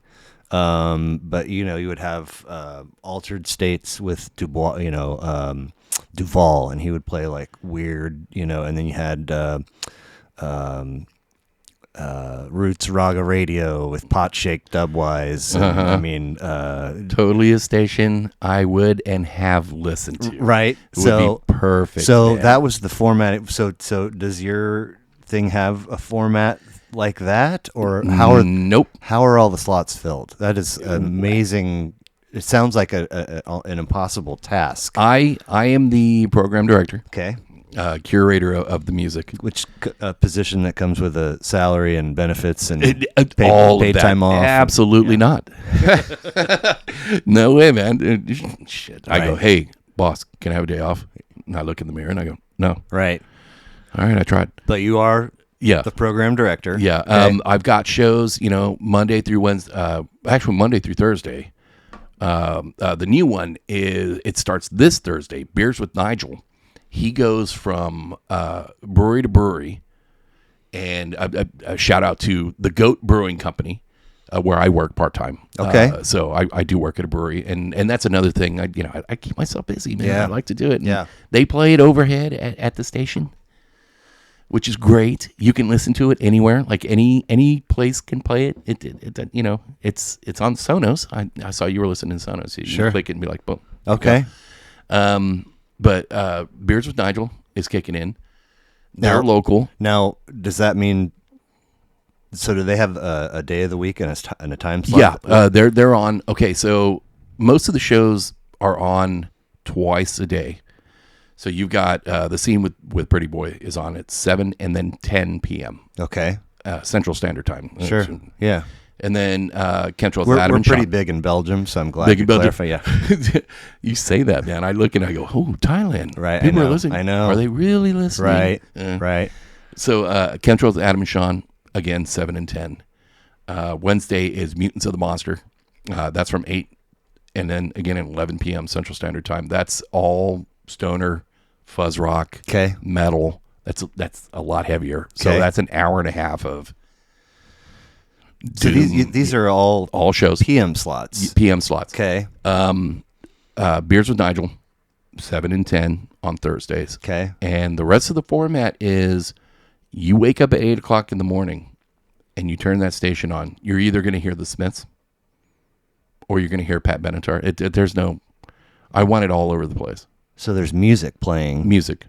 all day, And and then there's shows in the evening. then the shows in the evening. And how is the music? What's running the music that's playing? I in my studio at home, I've got it to where part of my studio is just I've got a computer that's laptop that's strictly for the station. Okay. There is nothing else on this laptop except for what I'm running to keep the station running. Okay. So it's just I go and click it and look at it. Look who's been listening. Look who's what's been playing, and I go, that song's been playing 3 times already today. So I'll mute a song. I'll pause it. So that song won't play for like a week. Okay. And I'll put something else in its slot. Or I'll take some new music because every week, I add about 15 to 20 tracks on the station. And I'll go, you know what? I'm just going to add those songs, put them together. And like if it's all new wave, I'll find some more new wave and I'll put it as a block. Okay. And put that music out. If it's like Kurt Cobain recently, if I tune in and listen to all the music that you've played in a week, you're maybe gonna hear there's 5,000 songs. But I mean, are all 5,000 songs in there because you put them in there? I put them in there. So there's not a shuffle happening in some kind of database. No. Okay. If I set it up that way. Okay. Yeah, if I do it like that. I was trying to pull the station up for you. I think you sent it to me. I think I have it. Yeah. So this is what's been playing in the past. And it logged me out. I don't know. So like before, I think Chemtrails with Adam and Sean is on right now. Okay. But after it, you'll hear some music like 311. Okay. And it bounce all over the place. So it's Beers whatever. with Nigel is new. Did somebody get the boot, or how did a hole happen? Not if we don't have to talk about it. Just curious. There's a show that wasn't doing too well. Okay. That's And probably more than yeah. you should say. I don't know. It's all I get the Arbitron ratings. And I can see who's been listening at what time, and it's you look at all the numbers, and it's just like stats. Now, how is there? Does this thing need funding to exist the way it's existing? Yeah, there's commercials. Okay, it's a real radio station. It's online, but you click on it, and you hear a commercial for Worlds of Fun. You'll hear one from Prize Chopper. You'll hear local, regional. Does national. that mean it's generating revenue somewhere? It is generating revenue. Okay, yeah, and cool. the more listeners, the more I can put more ads on. Like I can add something from anybody. They go. I got a few things. A few more local restaurants and breweries and stuff that want to make a commercial. So I do, a 20 to 30 second spot and put it on there, and they pay me. And that's it. And we set it up, and I go, listen, your commercial is going to play 4 to 5 times. And then do you today. have to produce the commercial yourself? I can, unless they have one. Okay. Unless they want to do it and they want to come in and do it in the studio. Yeah, feel free. Come on down. Or if they just have it in their pocket, they can just send they'd it be like, to you. here's an MP3, dude, of the commercial. I just tell them, if you're doing a commercial, please keep it less than 30 seconds. Sure. And, like, here's your commercial, man. And I'm like, cool. Man, congratulations. Thanks, dude. It feels like congratulations are in order. Have you had any regret? No. Has it caused any friction in the home? No way. Nice. No, because everybody listens to it. Sweet. Yeah, I say everybody. Right. I want everybody to right. listen to it. Of course. Please listen to it. Please. Right. No, but, I've had nothing but good, positive comments about it. Okay. I've had a lot of bands send me stuff on Instagram, and they go, hey, where can I send our music? We got some new music coming out. Where can we send it? I go, send it to my email address. How They'll often send me, is this happening? This is happening a lot. Like every week or every month? Or? Every week, man. Every day. So word of mouth is out there. It's traveling. Pulling some load for you. I just put this new artist called Cipriano out of Denver, Colorado on there, and they're phenomenal. Okay. It sounds like Morphine. Ooh. Yeah. And Treat Her Right, the band that Mark Sandman was in before Morphine, Treat Her Right, which you can hear both those bands on the station. But, man, he sent me some stuff. He goes, I got an EP coming out, man. It's 3 songs. I hope you don't mind. I'd like to send it to you. He sent it to me, and I'm listening to it. Because, not all of it's good. I wondered where you're going to land with that. But, I'll play it at least once. I was like, okay. I was like, this could be like radio friendly or appropriate or professional, and you went with good. Yeah, I'm like, but he sent me his stuff, man, and I'm going, all right. It's like midnight. This was Sunday night. I click it, and I'm listening to it, and I'm like, holy shit. He's the first artist that I've gotten that I've been like, okay. And don't get me wrong, a lot of them, that's good stuff. Yeah. And I'm like, that's good stuff. I want to play that. Yeah. This dude, though, I'm listening to it, and it's the 3-piece, and I'm like, what the? He hasn't found the right. Oh, no, it's fantastic. No, but I mean, for them to blow up. Dude, it's they're close. Right. It'll, however it happens, right? We will be seeing them here in Kansas City within the next 6 months. I guarantee, because they're going to go on tour, dude, and once they do that, forget it. It's over. They're gonna blow up. Interesting. Yeah, but I got them first. Hell yeah, man. Yeah. And okay, it's good so like, let's pretend that there's a listener of this podcast that has made it this far with us, and they're still intrigued. What? I say thank you. I'm gonna when I finish listening to the Sean Harris episode, the first place I'm gonna go is to the station. What's the easiest way for somebody to get there and be listening? Go to Counter Clockwise KC on Facebook or Instagram. Okay. I have Linktree set up on the top of each page. You just click it. You can click on, there's all these plugs where you hit the about or whatever. Like you click on a page and you're looking at it. There's links. We'll take you wherever you need to go. Okay. All good. And can you see the schedule, the format schedule somewhere? Is it visible? Or I do commercials on Instagram and Facebook to where it'll be like a little blip, like, hey, this is what's coming on today. Like Beers with Nigel, Thursday, boom. And it'll, have some music behind it. It'll have the, like their design. But it's not visible for someone to see on the website? Or no. Okay. Not yet, because they're still working on those pages to where you can go. I need to set up a website, just to have that, which I haven't done yet because I'm working on the app. But when the app comes out, and everything else, yeah, and running the station and doing ads. Yeah. I fired myself 3 times already. Were you able to file for unemployment? No, man, they wouldn't give it to bummer. me. I should try that. That's super cool. That's super cool. So yeah, it's something that I've always loved. I love music. And when you sent me a message, said, "Hey, dude, let's talk about music," I was like, "Well, I was looking at something and request for whatever it was popped up, and I was like, who the fuck is that?" And then I was like, "Oh, somebody I need to reach out to right now," just to say, well, it's however it was that you came across my path. It may, if it's because of this, I want. Yeah, it totally was because I was listening on YouTube. Please check him out on YouTube. Right. Thanks. Do this. I was listening on YouTube because Brett, was like, "Hey, check out. I just did a show with him," and I'm listening to it, and I'm like, and I started, going back, and I'm like, "Oh, I want to listen to this one." Sure. And I'm sitting in Phoenix, Arizona. Yeah. Getting ready to go to a baseball game. Right. And your message popped up, and I was just like, "Yeah, cool. Yeah, let's do this." Yeah. And I'm sitting there with my uncle, and he's like, "Well, what's that?" I was like, I think we were at Oakland A's White Sox game. And I said, yeah, it's work. And he goes, "Well, you're at a baseball game, so." Okay. All right. He Pardon me, sir. He was like, "Excuse me. I'm so sorry."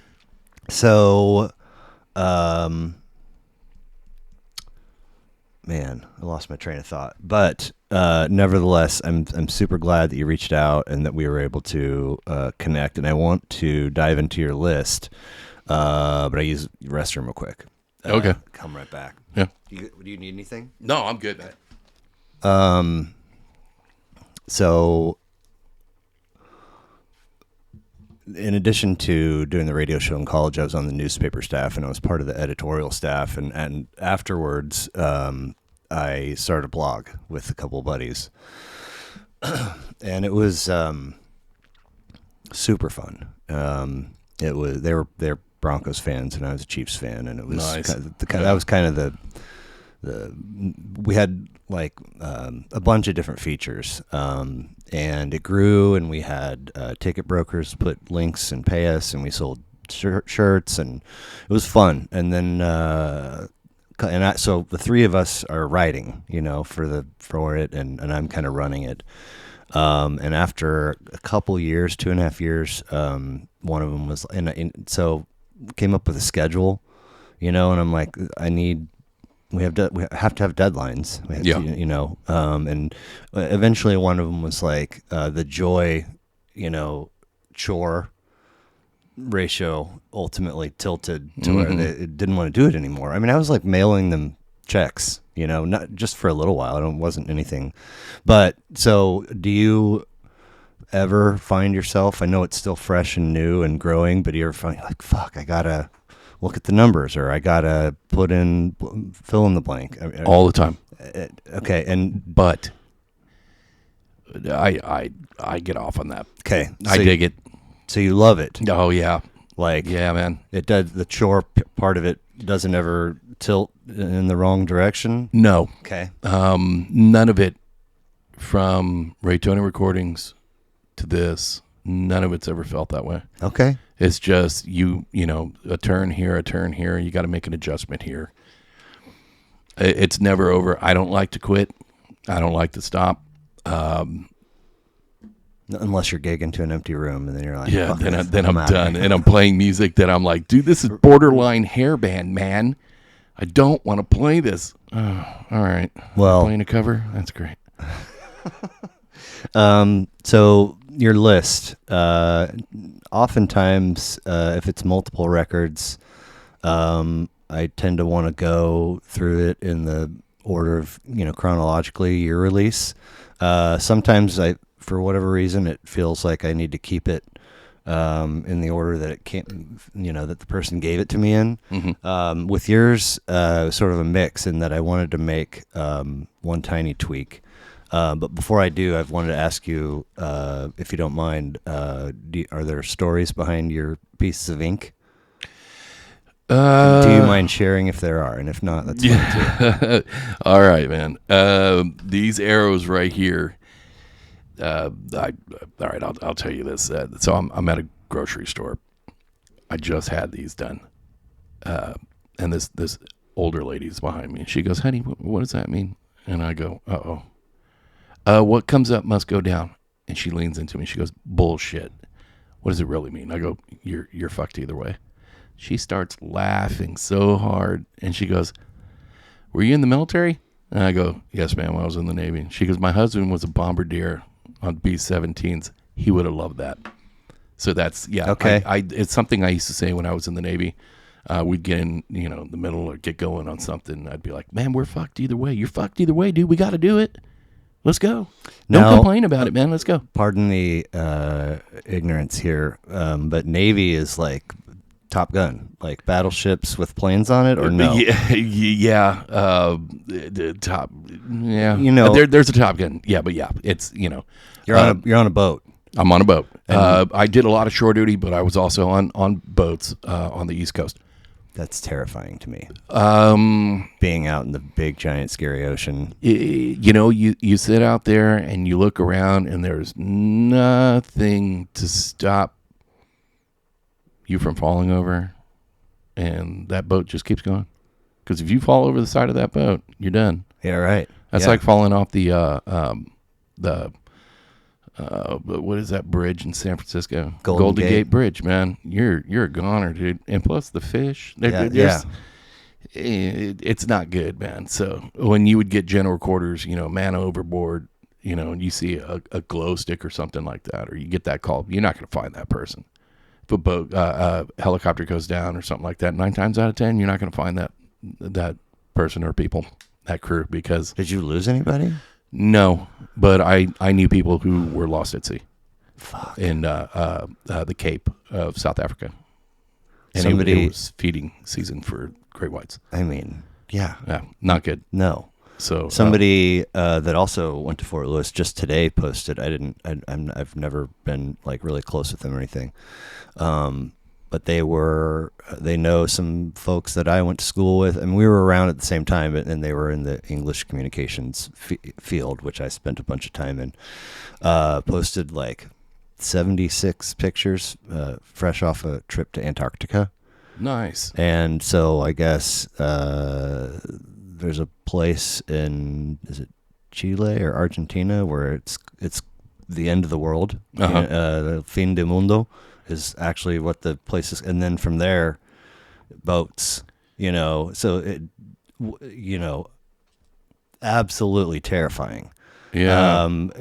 Conceptually, but the photos were gorgeous, and Dude, I've always wanted glaciers to do and penguins and seals, and then he stuck a couple videos in there, and some of it is like on a big ass boat moving through ice. Uh-huh. I was just like, fuck no, I will never go to Antarctica. that. Dude, that would be so. I tried to get stationed in Iceland, which is really not, ice. It's, It's the opposite. Greenland is the cold. is the cold. one, But I wanted to go to Iceland. which somebody said on here they did on purpose because they didn't want Yep. people coming to.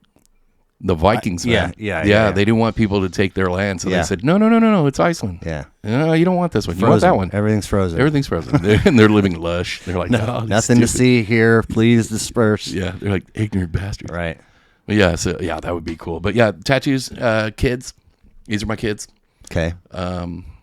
Jacob, Zoe, Noah. These are point A to point B. Okay. Nautical. Okay. I was on helicopters. I was a mechanic / air crewman, search and rescue unit. So that's point A to point B. Okay.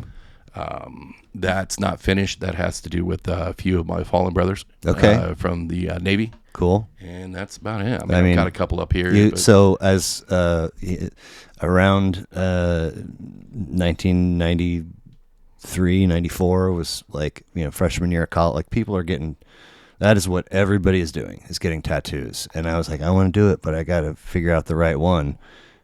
Never have. So if I see somebody, like a lot of times there's too much ink for me to, I'll be like, what's the general story? Yeah. Because we can't give an hour to you going through all. But so you got a couple that are visible, and I was curious. I appreciate you sharing. I've got them strategically placed, and I don't think he really understands. I've told him a couple times, but my father has tattoos. Okay. And they're in the same spots of his tattoos. Oh wow.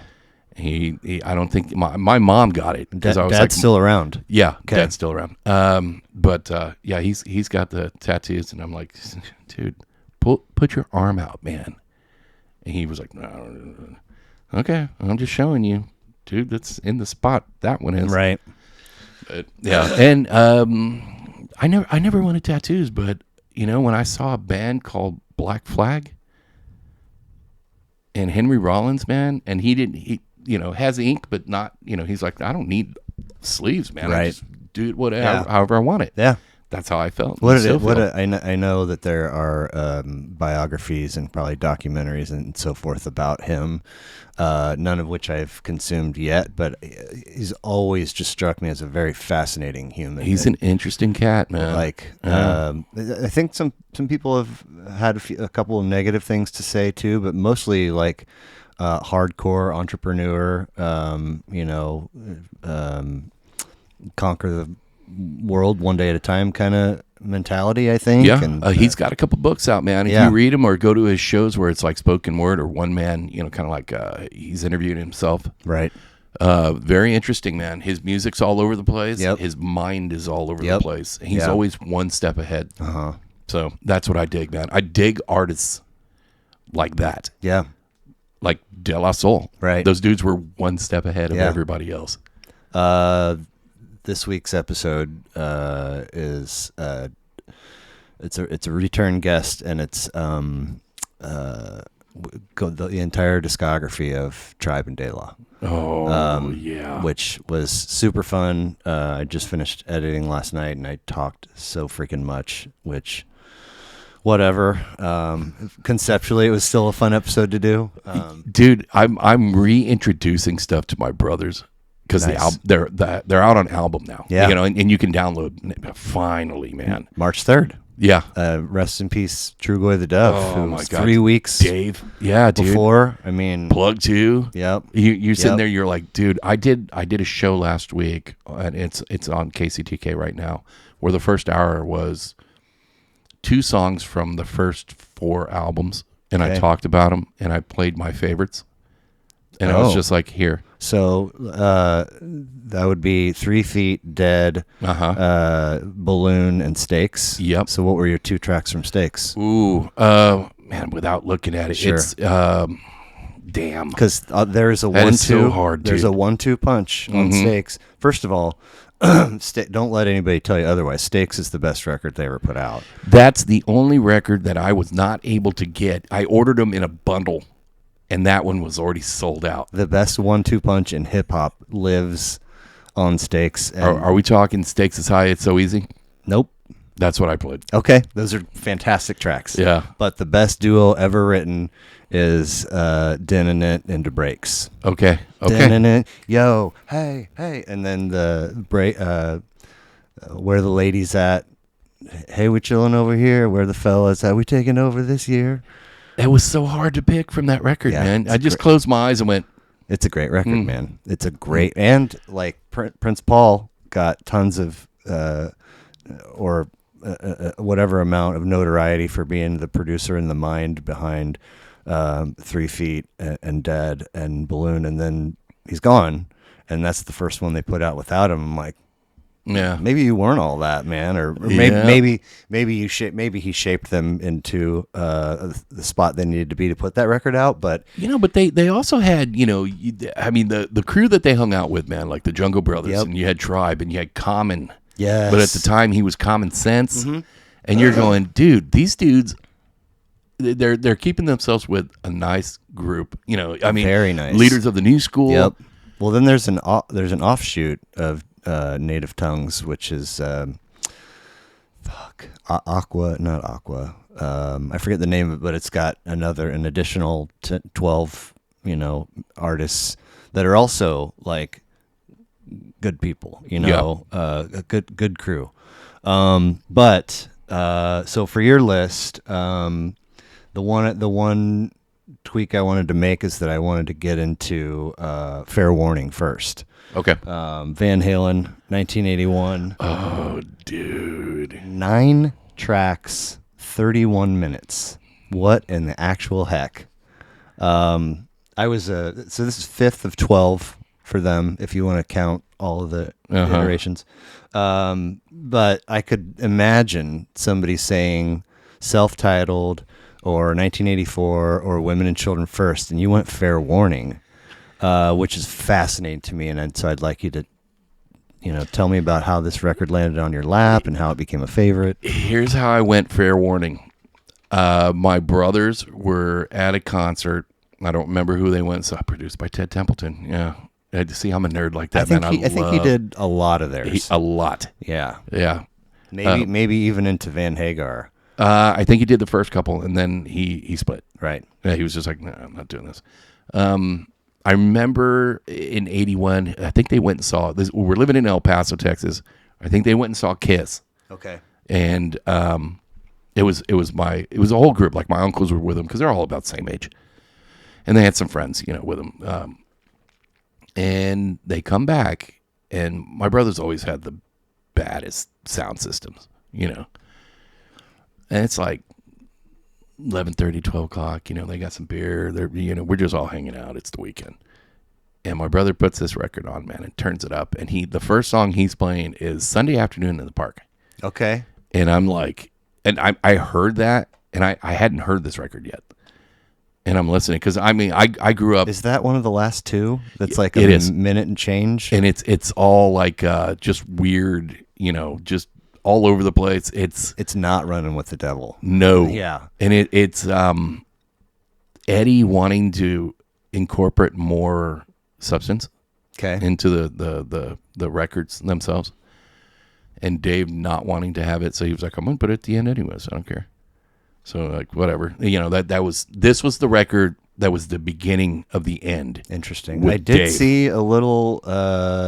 One reviewer said, and I poached a couple of lines from his quote, but said it's clear that Eddie won the struggle between how exactly what you just spoke to, what the end product is going to look like, and you said Eddie's wanting to incorporate more.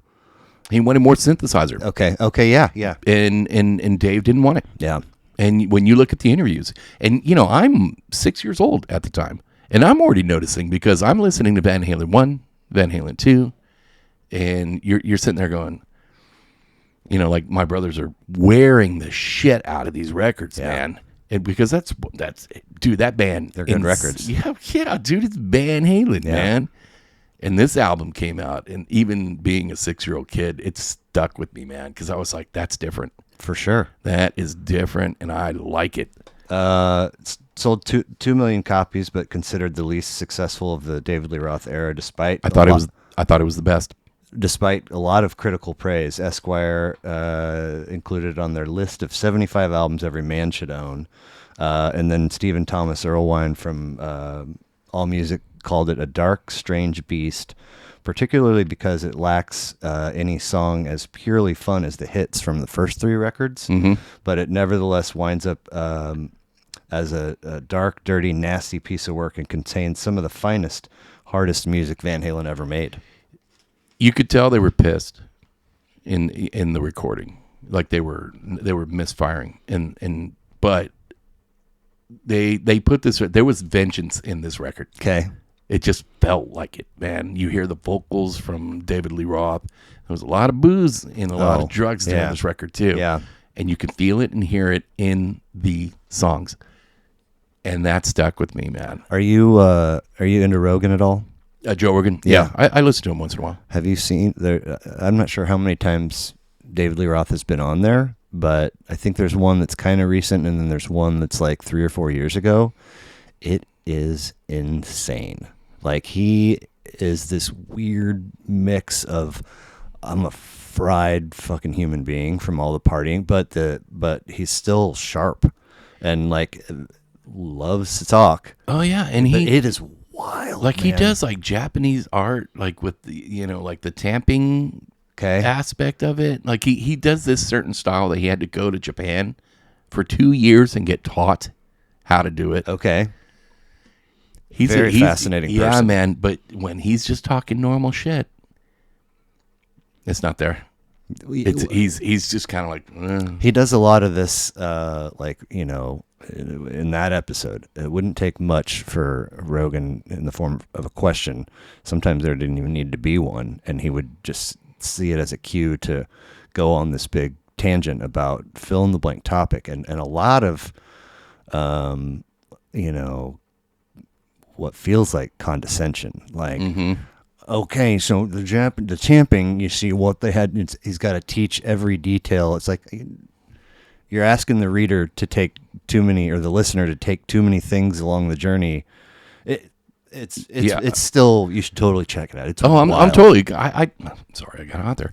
I'm totally. I'm like, oh, I got excited. Yeah, I got a boner. If you guys can see it, I got a boner. Got a David Lee Roth boner. I got a DLR boner. No, dude, you sit there and you go. You're like, some of the interviews, like that's another thing. You go on YouTube, man, and you just get deep into it. And I'm watching like the last 2 interviews with Eddie. And then Alex R.I.P. and peace to Eddie, man. Oh, dude, I was hurt when that happened, and I was at the same year my mother passed away. For real? Yeah, okay. Man. Is the cardboard insert, is that by chance taped together? Yes. Okay, so in my Prairie Village room, growing up.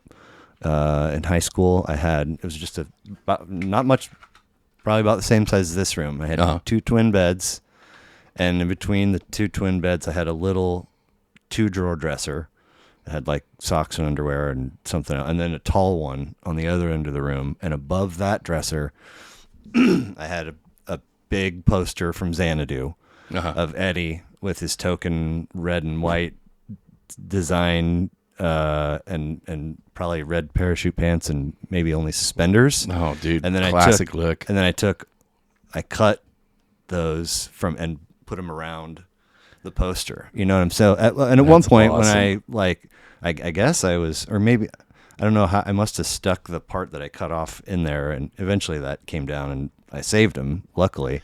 But I hadn't thought about that in a minute until I dug out that copy and was like, man, I was real deep in Van Halen fanboy for a long time. I bought my son a couple years ago a cassette player, like a mini boombox. And he goes, well, what am I going to do for cassettes? I said, be right back. I go in the garage and pull out 2 big old things full of cassettes. I said, open it up, check it out. First row is nothing but Van Halen, all the way to For Unlawful Carnal Knowledge. Yeah, that's where I checked out too. Yeah, and he goes, pound cake, right? With the drill. Yeah, you know? Run around, pound cake. Yeah, and then they put balance out, and I was like, nope. I never even listened to it. It sucked. I'm sure. Yeah, it wasn't that good. Right. So my son's looking at it, and I've got a lot of the Police. And he goes, okay, where do I start? And I go, close your eyes. Yeah. Pull one. That's where you start. And he goes, now he listens to it. He goes, no. You got to start here. And he's telling his friends. He's like, right here. And I'm like my brothers, his uncles. He's like, no, man, this album's killer. And I'm like, which album are you talking about? He goes, Synchronicity. Ooh. Okay. And I go, all right, okay, but I thought Zenyatta Mandata. And he goes, that's a good one. That's good. But he loves the Police, man. But he loves his cassettes because he'll be like, Dad, who is this again? I'm like, Black Crowes. This is a good record. They're getting ready to do a anniversary of Shake Your Money Maker tour, I believe. Yeah, I think they're getting something happened. They couldn't do it before, so now they're doing it. 30-year anniversary, is that right? Dude, you stop and think about it in these bands and you go, holy crap, man, these bands have been around this long. I can't believe it. Oh, wait, I've been around this long. Yeah. You're like, okay. I remember where I was when that record came out. Like, yeah. Amorca, when that came out, man, yeah. I was in the Navy and I come home for the weekend and I was at a school, a training center in Memphis.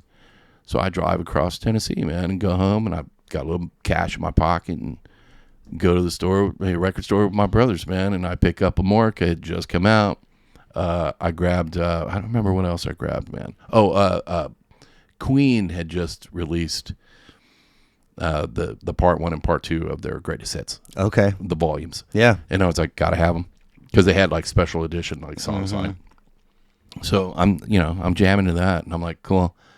Beastie Boys, Ill Communication hadn't been out too long. They had a special edition. It was a white cassette, instead of the clear that was out. And I'm like, gotta have that. So yeah, I mean, nice. it's always been that way, man. I still go to.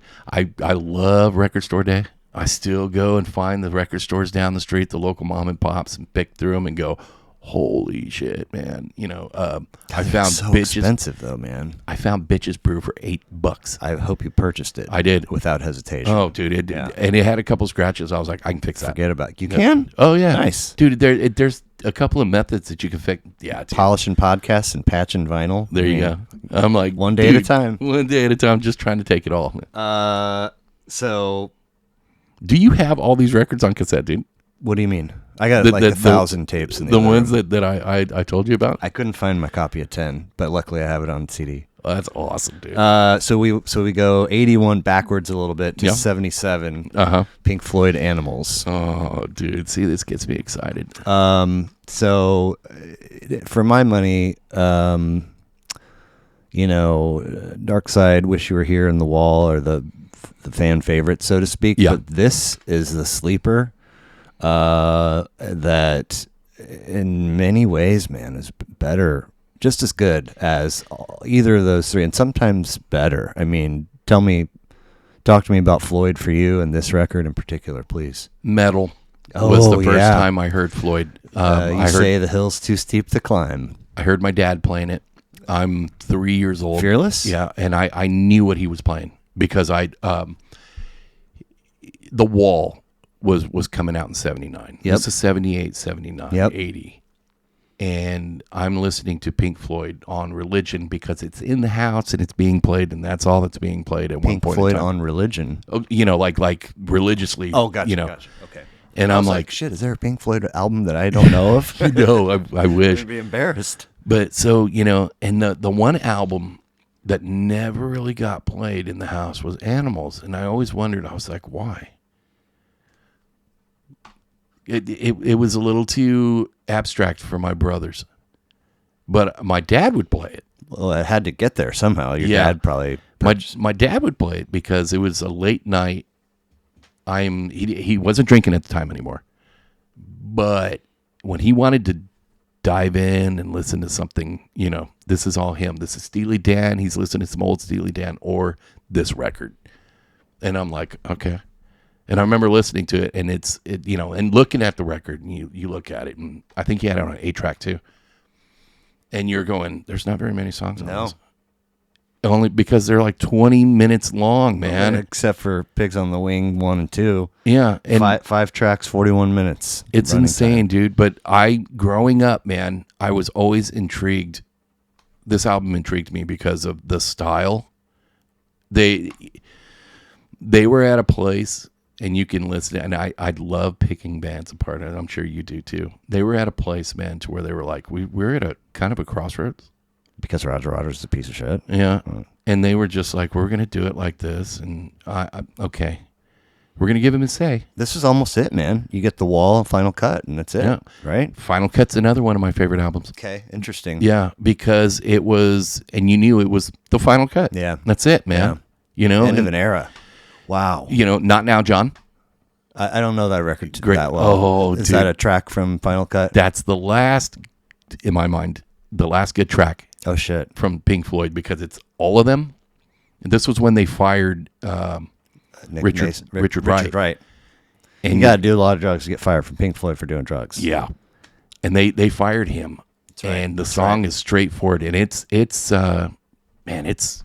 fantastic. Yeah, I've given it probably 3 or 4 listens, but all back during that phase when I was like, I will learn everything about Led Zeppelin, Pink Floyd before I die. You know, This is the album, Nick Mason, an influence of mine in drums, that I wanted to play like this. Yeah.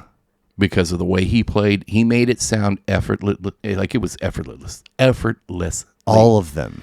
I mean, Rick Wright, Nick Mason. This is by far inside certain segments of dogs, pigs, 3 different ones, and sheep is where you get some of the most amazing David Gilmour, edgy, punchy, just fucking balls in your face. I mean, And he was putting out a solo album at this time too. he put out one, and then he put out a second one, which was the first one was nice, a couple really it was good. good. The second one was like, but And he still had time to come in Yep. and do this. and shred. Oh yeah. There's one, the peak has happened, and now we're kind of going to fade to close, and Gilmour has just been lighting the place on fire, and Roger Waters is playing some of the finest bass I've ever heard him play, but it almost sounds like he's barely keeping up. Boom, boom, boom, boom, boom. You know, Yeah. Dude, there were times, you know, because the way they recorded this record, they all sat in the room and said, let's record it. Let's see what happens. And sometimes it worked and sometimes it didn't. And they would say, okay, they would be in a room and they would start recording. And they would use pieces of a song. We're going to use this. And they would go back and listen and be like, we need to change this. So they would go in and clean up this part. But mostly, you've got, like you said, you've got Waters and you've got Gilmour just going. And they're like, come on, let's go. Kind of like they're looking at each other like, let's go, dude. right? You know, it's impressive the way they recorded music, you know, and the way they were doing things in the mid 70s. Okay, I saw that there was some kind of contractual thing that expired by the time they were ready to go put this album together, that confined them in some kind of way, and so now they're free of that, and they can. So they went and bought like a church or several churches or something like that, and spent a year and change having them renovated to become not only their recording studio, but it was a warehouse. They would house merch. I don't know what.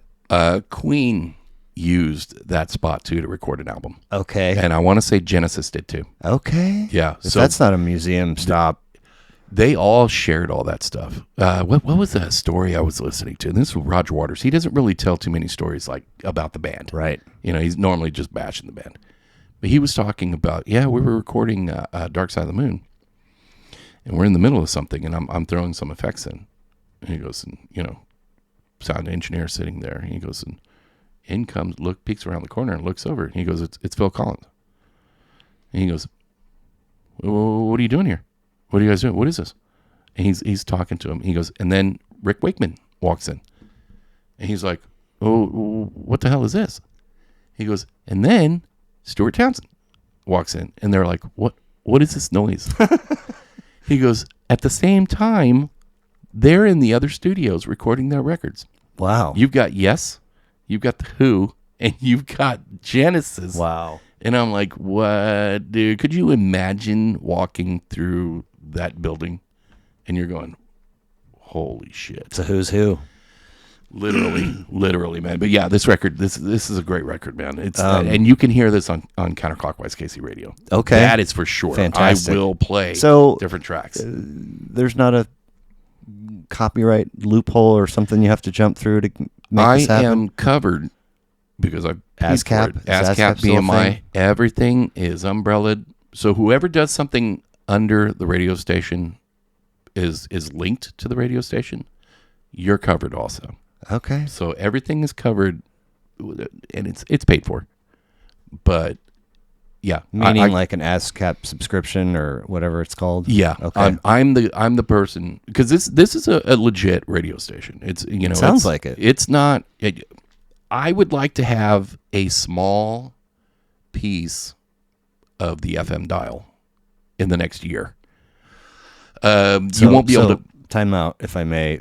That means people are still doing that in their cars and in their homes, turning on FM radio. Yeah. And there's data to support that? Yeah. Because I don't know. I mean, obviously there's still FM radio out there. Here in Kansas City, people are still listening. You were in Durango, and then like recently I'm in the middle of New Mexico and I'm listening to the radio stations. Then they're shit. There's nothing really out there. And then you go to a certain town like here in Kansas City, and you realize what you have here. You've got the 90.1s, you've got the 90.9s, you've got you've got the 98.9, the 101 The Fox. We've got some really good radio stations.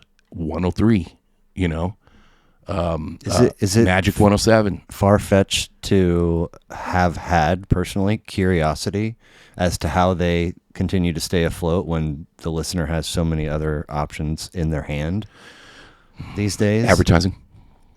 That's advertisers still believe enough in FM radio to put spots. Yes, and they've gotten there's if you listen to these radio stations, you're hearing on like 105.1.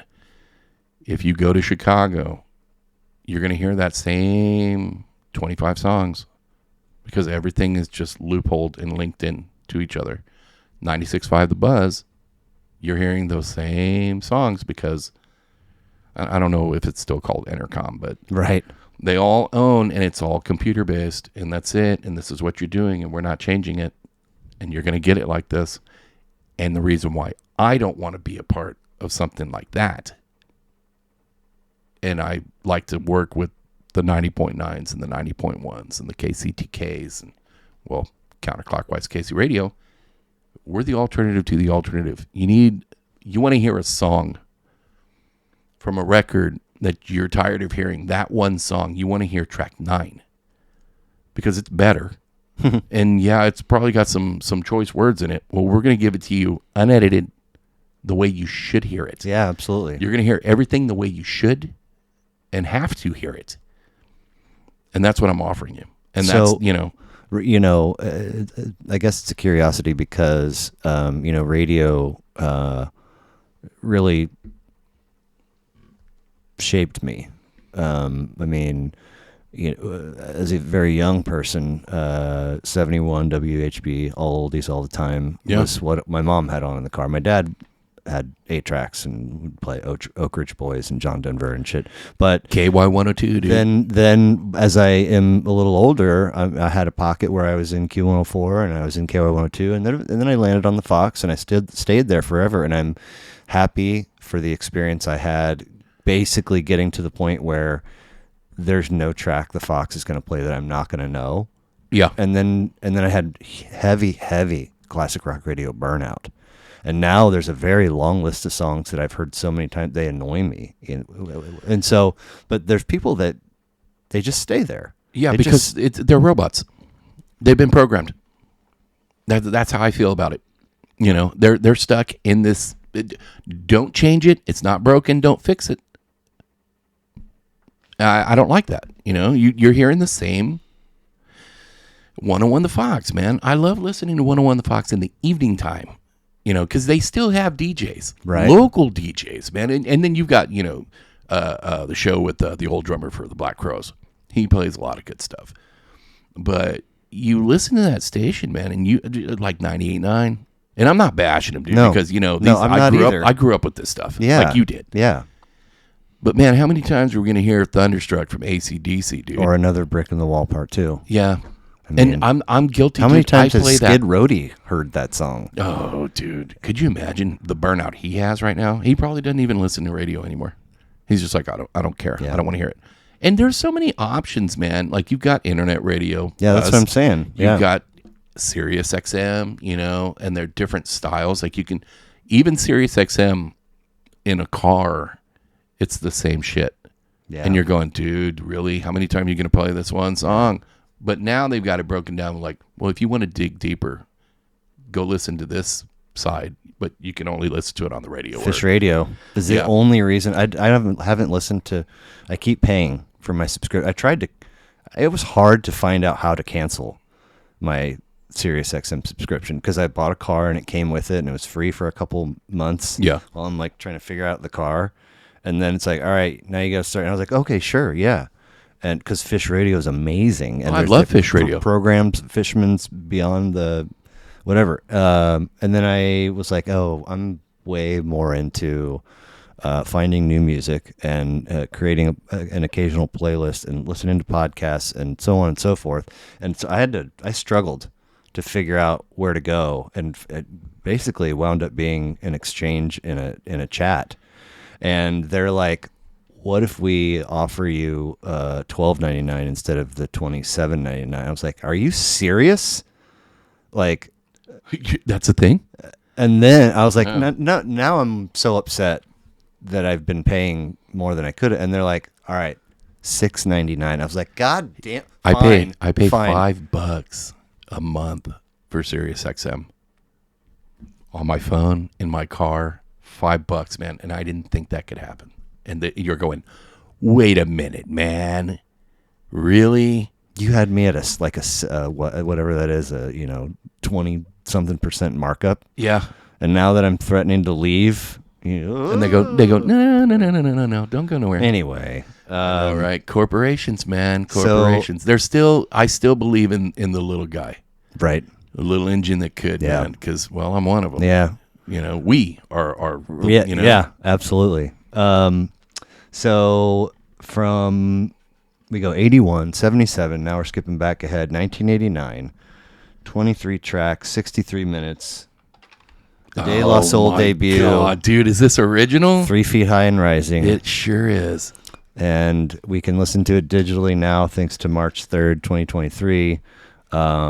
But it's a damn shame it took so long, man. But it's here. Yeah, we're no longer. It's there, and it was all lawyers and licensing and sampling credits, and Tommy Boy got somewhere, and they're like, "Cool, we got it all settled. We're going to give you 10%. We're going to take 90%." And they're like, "Go fuck yourself." Oh yeah, dude. They tried to screw him, dude. So then, anyway, but we're here.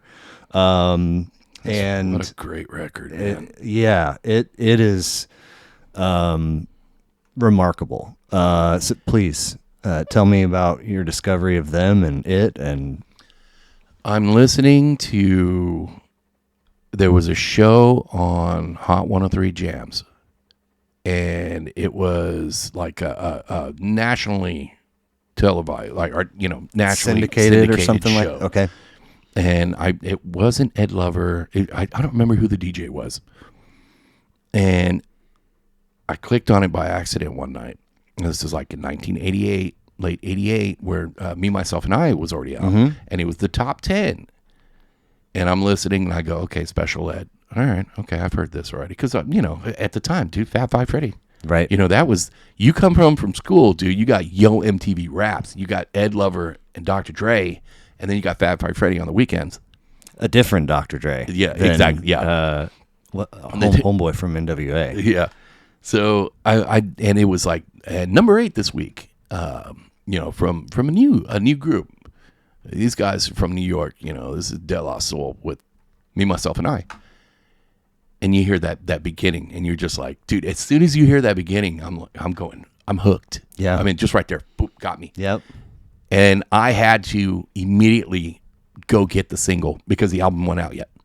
So I got the single, and it had 3 is a magic number. Okay. As more, no less. And I'm like, dude, this is so good. So what is the beginning to Me, Myself? Is it that? Yeah, it's like chunka, chunka, Yeah. chunka, and then it goes, Oh.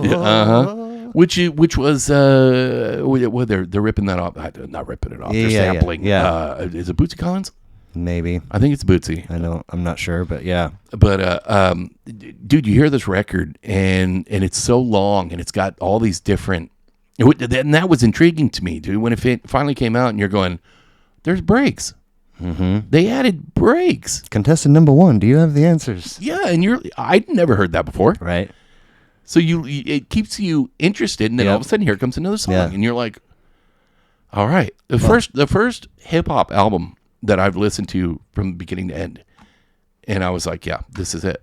And then a couple of years later, here comes De La Soul is Dead, masterpiece. I mean, dude, there was a run. I still think they're making great stuff. Well, now that Trugoy's gone, but they're still doing what they need to do. There was a 10 years run, man, that they just killed it. They absolutely killed it. They cornered everybody and said, you either do it like this or this is just the way it is. You got to do it like this, man. You can't touch us.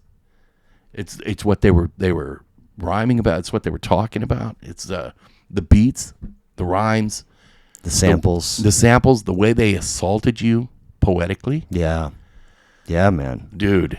Like, and when I say assaulted, I don't mean like, hey, it was piquing your interest, challenging you to think outside. It was peaceful, dude. Absolutely. Some of the music you're listening to, and you're like, this is really good, man. This, when I've got my dad who doesn't have a problem with it, I know I won. Right. I won something. Yeah. Man, track 3, Change and Speak. So much wonderment happening. Great horn sample and the grunts. And Can You Keep a Secret? Track 5. Sean Harris needs a haircut. Or has dandruff, whatever. What is it? Tread Water. It's stuff like that, man. You sit there and you go, okay. Yeah, this is their only certified platinum release, surprisingly. People love the shit out of this record. This is a great record. This was a crossover record too, man. And their first record. Yeah. And it was already a crossover hit, man. And you're hearing it on pop radio. Dude, I play them religiously, man, on Counter Clockwise KC radio because they are alternative to the alternative. Yep. This was alternative hip hop. Yep.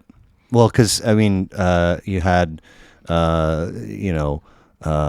sort of funk and the beginning of rap and hip hop in the early 80s, and before we even knew it was here, gangster rap exploded. Yeah. And it was like aggressive and fun and taboo and all these things, and then they just boom, they're like, hey, look what else you could do. We rhyme. It's poetry. This is spoken word. Yep. This is everything and then some. So They had a message. you fuck around with TikTok at all? I do because my kids. Yeah. You know. So there's a guy on there, L Train Music, like EL Train Music. I just kind of recently discovered him, and he, a couple of clips I've seen, he breaks down shit like this. And so he's got a TikTok where he breaks down I Know, which is track 9, like I as in the organ, or the I Know is track 9, and he shows you. He's got the software up and running. So How do you spell it? Just the letter L? In like train? EL, EL. like El Paso, but L Train music. All right. So he breaks down. So There he is. They've taken guitar from Mad Lads, Make This Young Lady Mine, bass from Steely Dan's Peg, drums from Get Out of My Life Woman by Lee Dorsey, whistling from Otis Redding, Sitting on the Dock of the Bay, and then they cut Everyday People, Sly and the Family Stone, into 2 separate tracks, so you would get a certain piece on the right side and a person's, and then put it together, and it's amazing. Like, Dude, and how many artists did they influence? I mean, with one record, only one record. I out. don't know. Arrested Development, Dilated Peoples, Diggable Planets. I mean, you could keep going, man, with this one album. And when you've got KRS-One, who had Criminal Minded out, then he puts out By Any Means Necessary. And he listens to them and he goes, okay, Yeah. I want to go this way. Yeah. You talked about that sort of who's who recording scenario with Stuart Copeland and who else was in that mix? On which record? When we were talking about Animals and Floyd recording. Oh, yeah. And Waters kept seeing all these people come through, and they're all recording. Stuart Townsend. Yeah. And Rick Wakeman and Phil Collins. That's crazy, man. And you're going, all that genius, just pure genius So in one building. when they're recording Jungle Brothers, Queen Latifah, when Tribe is recording People's Instinctive, their debut, Jungle Brothers is recording, Queen Latifah and De La Soul are all recording in the same building, in sort of similar situation, different decade, but The who's who of just fantastic music. It's not. I don't even know how to. And I try to explain this, man, when I'm doing a podcast, like when I'm doing Chemtrails with Adam and Sean. This isn't rap. This isn't hip hop. This is music. And it stopped being rap and hip hop, and you generalize it. I stopped doing that a long time ago because it's music, man. And if it talks to me and it's right, I'm going to listen to it. yeah. And this right here for me, that's music, man. Yeah. This is the alternative to the alternative, Well, man. They chose, just like Queen Latifah, Right? Jungle Brothers, way misunderstood. How so? Dude, there's so many people who did not give them a chance. They should have been a lot bigger than what I they bought were. one of their records, and I was like, I don't think I like this, but I felt like I should, so I kept trying, and it just never. They're not for everybody, but Right. their catalog is pretty decent. And they did a lot of backstage production Nice. for other people. NPR quote, 3 Feet High and Rising reshaped the public imagination of what hip hop could be, I think is speaking to the very point you were just making, and still is wondrous and weird in the musical landscape of the 2020s. I mean, My son and daughter were listening to this a couple days ago. I'm playing it in the car, and they said, I'd love this. They both were like, it was something from Stakes It's High. And they go, this sounds like it came out yesterday. right? And I go, that's how far ahead they were. Yeah. This came out in 1995. Yeah. And then when I played this album for them, I said, this came out in 89. And they were like, that's amazing. Yeah. It lives forever. It has aged immaculately. Hall of Famers. Yeah, absolutely. Should be in the Hall of Fame real soon. It just has to happen. Track 4, Say No Go. 18 is Buddy, featuring Jungle Brothers and Q-Tip. And circles back to the intro in track 1 where they keep saying like, so-and-so likes Buddy, so-and-so likes, and then all of a sudden here they are with, anyway. And then, of course, track 20, Me, Myself, and I mean, it is... And this was the introduction for Q-Tip. Yep. And you're listening to Q-Tip, and you're going, who's this? And then, what was it, a few months later, year later, I left my wallet in El Segundo. Yeah, it's Bonita Applebum. And you're like, yeah, what? Yeah, Dude, exactly. Game changers, man. Yep. Speaking of game changers, you know, an anthem for Gen X. Don't know how many front to back listens I've given Pearl Jam 10, but I mean, yeah, there's a lot of us out there that have had, you know, significant life experiences listening to this record when it came out and in the years since. Talk to me about it. This one's easy. I come home from school. I'm having a bad day. I'm 16, I think, at the time. I'm pissed off. I'm a teenager. I'm not understanding things. Okay. I turn MTV on. There's a new show on there. It was like a 30-minute show. And it was, the music is something called, and I've been trying to find it on YouTube. I can't find this. It was all about new artists and the landscape of music going forward. And it sounds fascinating. Yeah. I wish you could find it. I can't find. I've been trying so hard, man. And I sit down in the recliner, and the first song is Alive. Okay. You see the water. Yeah. And they go, this band is going to change your mind about rock and roll. And who hosted it? Kennedy. Okay. I think it was Kennedy. Is that an original VJ? Right? Yeah, she it was like her first year or something like that. Okay. On this, yeah, and she was like, this is from a band from Seattle named Pearl Jam, and she's like, and they have a new album coming out called 10. The album wasn't even out, right? And it was like, and here's Alive, and when you hear that guitar hit, right, and what was crazy is the recording on that video was not the recording on for the real? CD. Interesting. It was a live recording. Oh. And forever, man, when I bought this on cassette first, hey man, mine's messed up. I was pissed, dude, because it was this is a recorded, this track, and you hear it on MTV and you're like, dude, that's so alive. Yeah. And then you got this. Yeah. Which was great. But dude, this album, I ran to go get this album. Like you said, there's no dud. You go from once to release. You don't turn it off. No. I still have favorites. And Even Flow Alive, Black, Ocean's Garden, Release. Those are Why Go and Porch are my favorite songs. I wondered. Yeah. I mean, those are kind of kin, in the energy department. I was at the time, I was wondering what was going on. Like, dude, you hear on the radio at that time, it was all hair bands. All hair bands, man. And it was like you're getting force-fed Michael Jackson. Not good Michael Jackson. Right. And it's some of the music, like Wilson Phillips and stuff. And I'm like, dude, fuck this. And then you get this band named Pearl Jam, which Nirvana was already out. A friend of mine from school, when I went to school here, his mother worked for Hallmark. So she was a graphics designer and helped design cards. She would go to Seattle a lot. And we always wondered, we're like, man, she drives a Volvo. She wears funky boots, Doc Martens. This is 88, 87, 88, 89.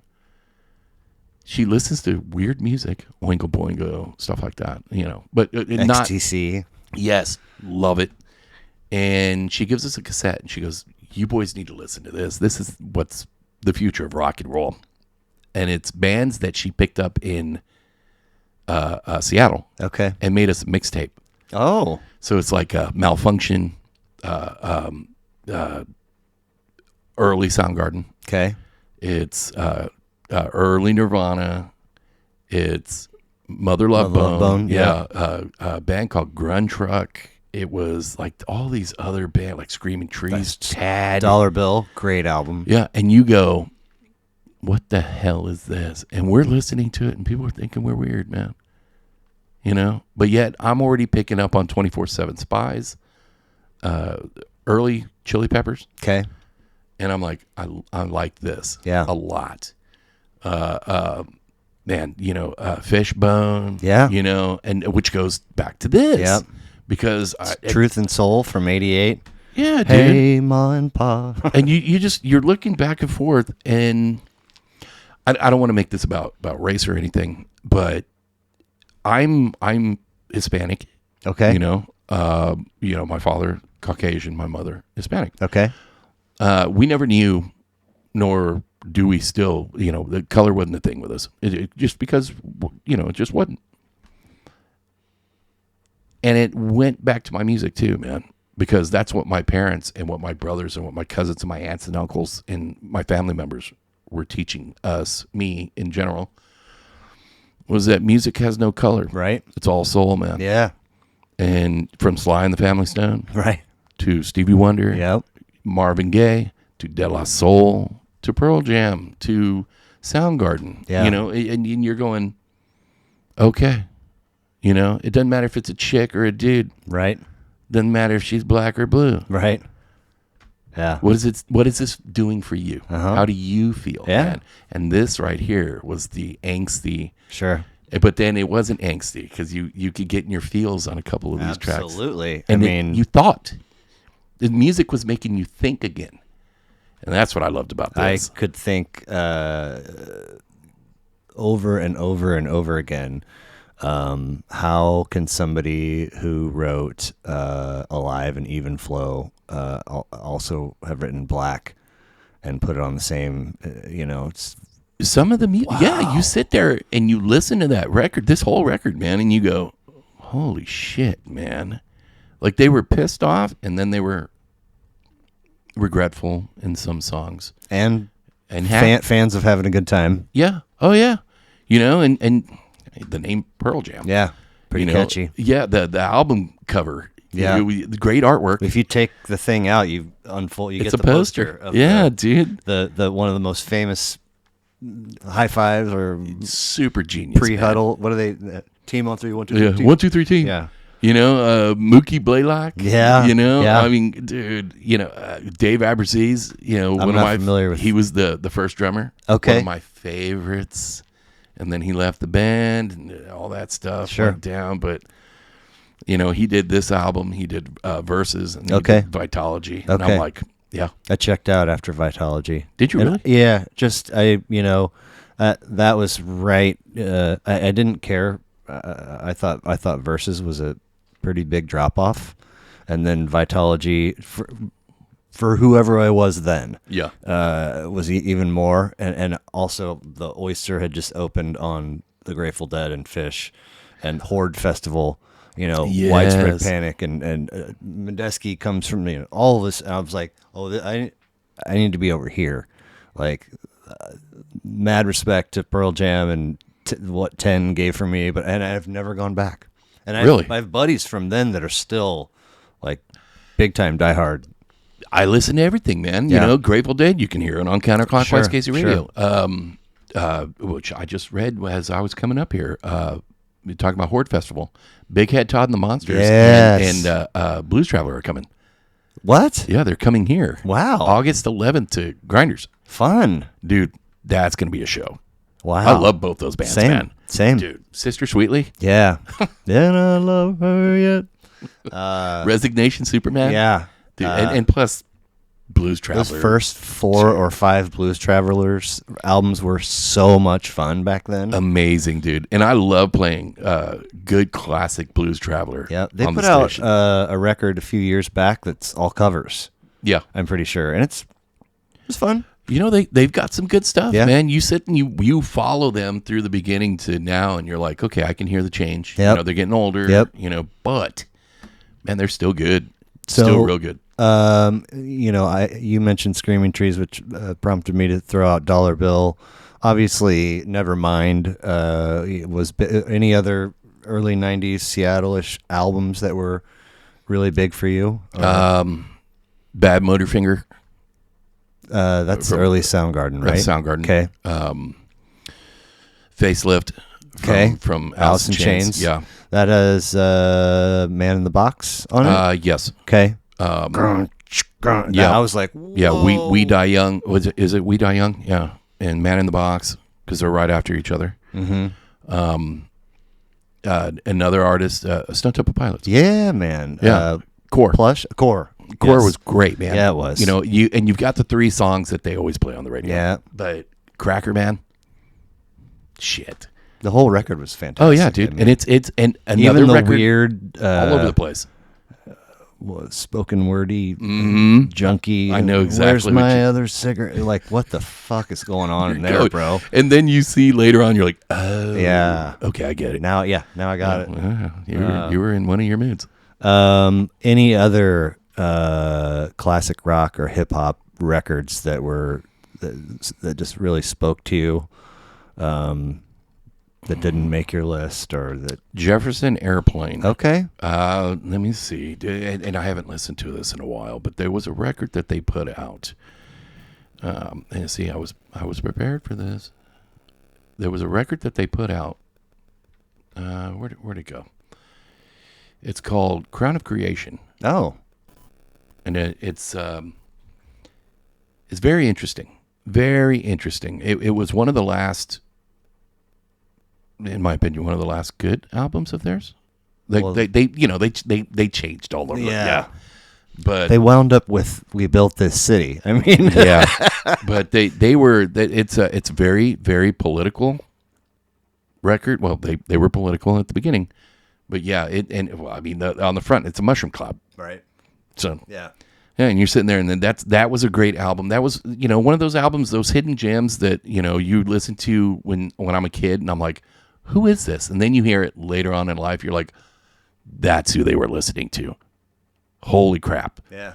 It just, I'm all over the place. Sure. Love David Bowie. Okay. Love David Bowie. Bowie was a chameleon. Absolutely, he was. And it's artists like that make me go. And he looked good in all of the skins and outfits. Like, all of it, dude. Dude didn't put this project out. God Yep. damn. Okay, over here, check this one out. Also very good. Wow. He didn't care. Yeah. He did not care, man. And he puts a record out that's produced by Trent Reznor. Has Trent Reznor on it, and then he does Hours, the record after it, and it's very melodic. And you're going, what the? Right. And his hair's longer. Yeah. And he's just, his stories that he told, man, there were stories. He's a great storyteller. Yeah.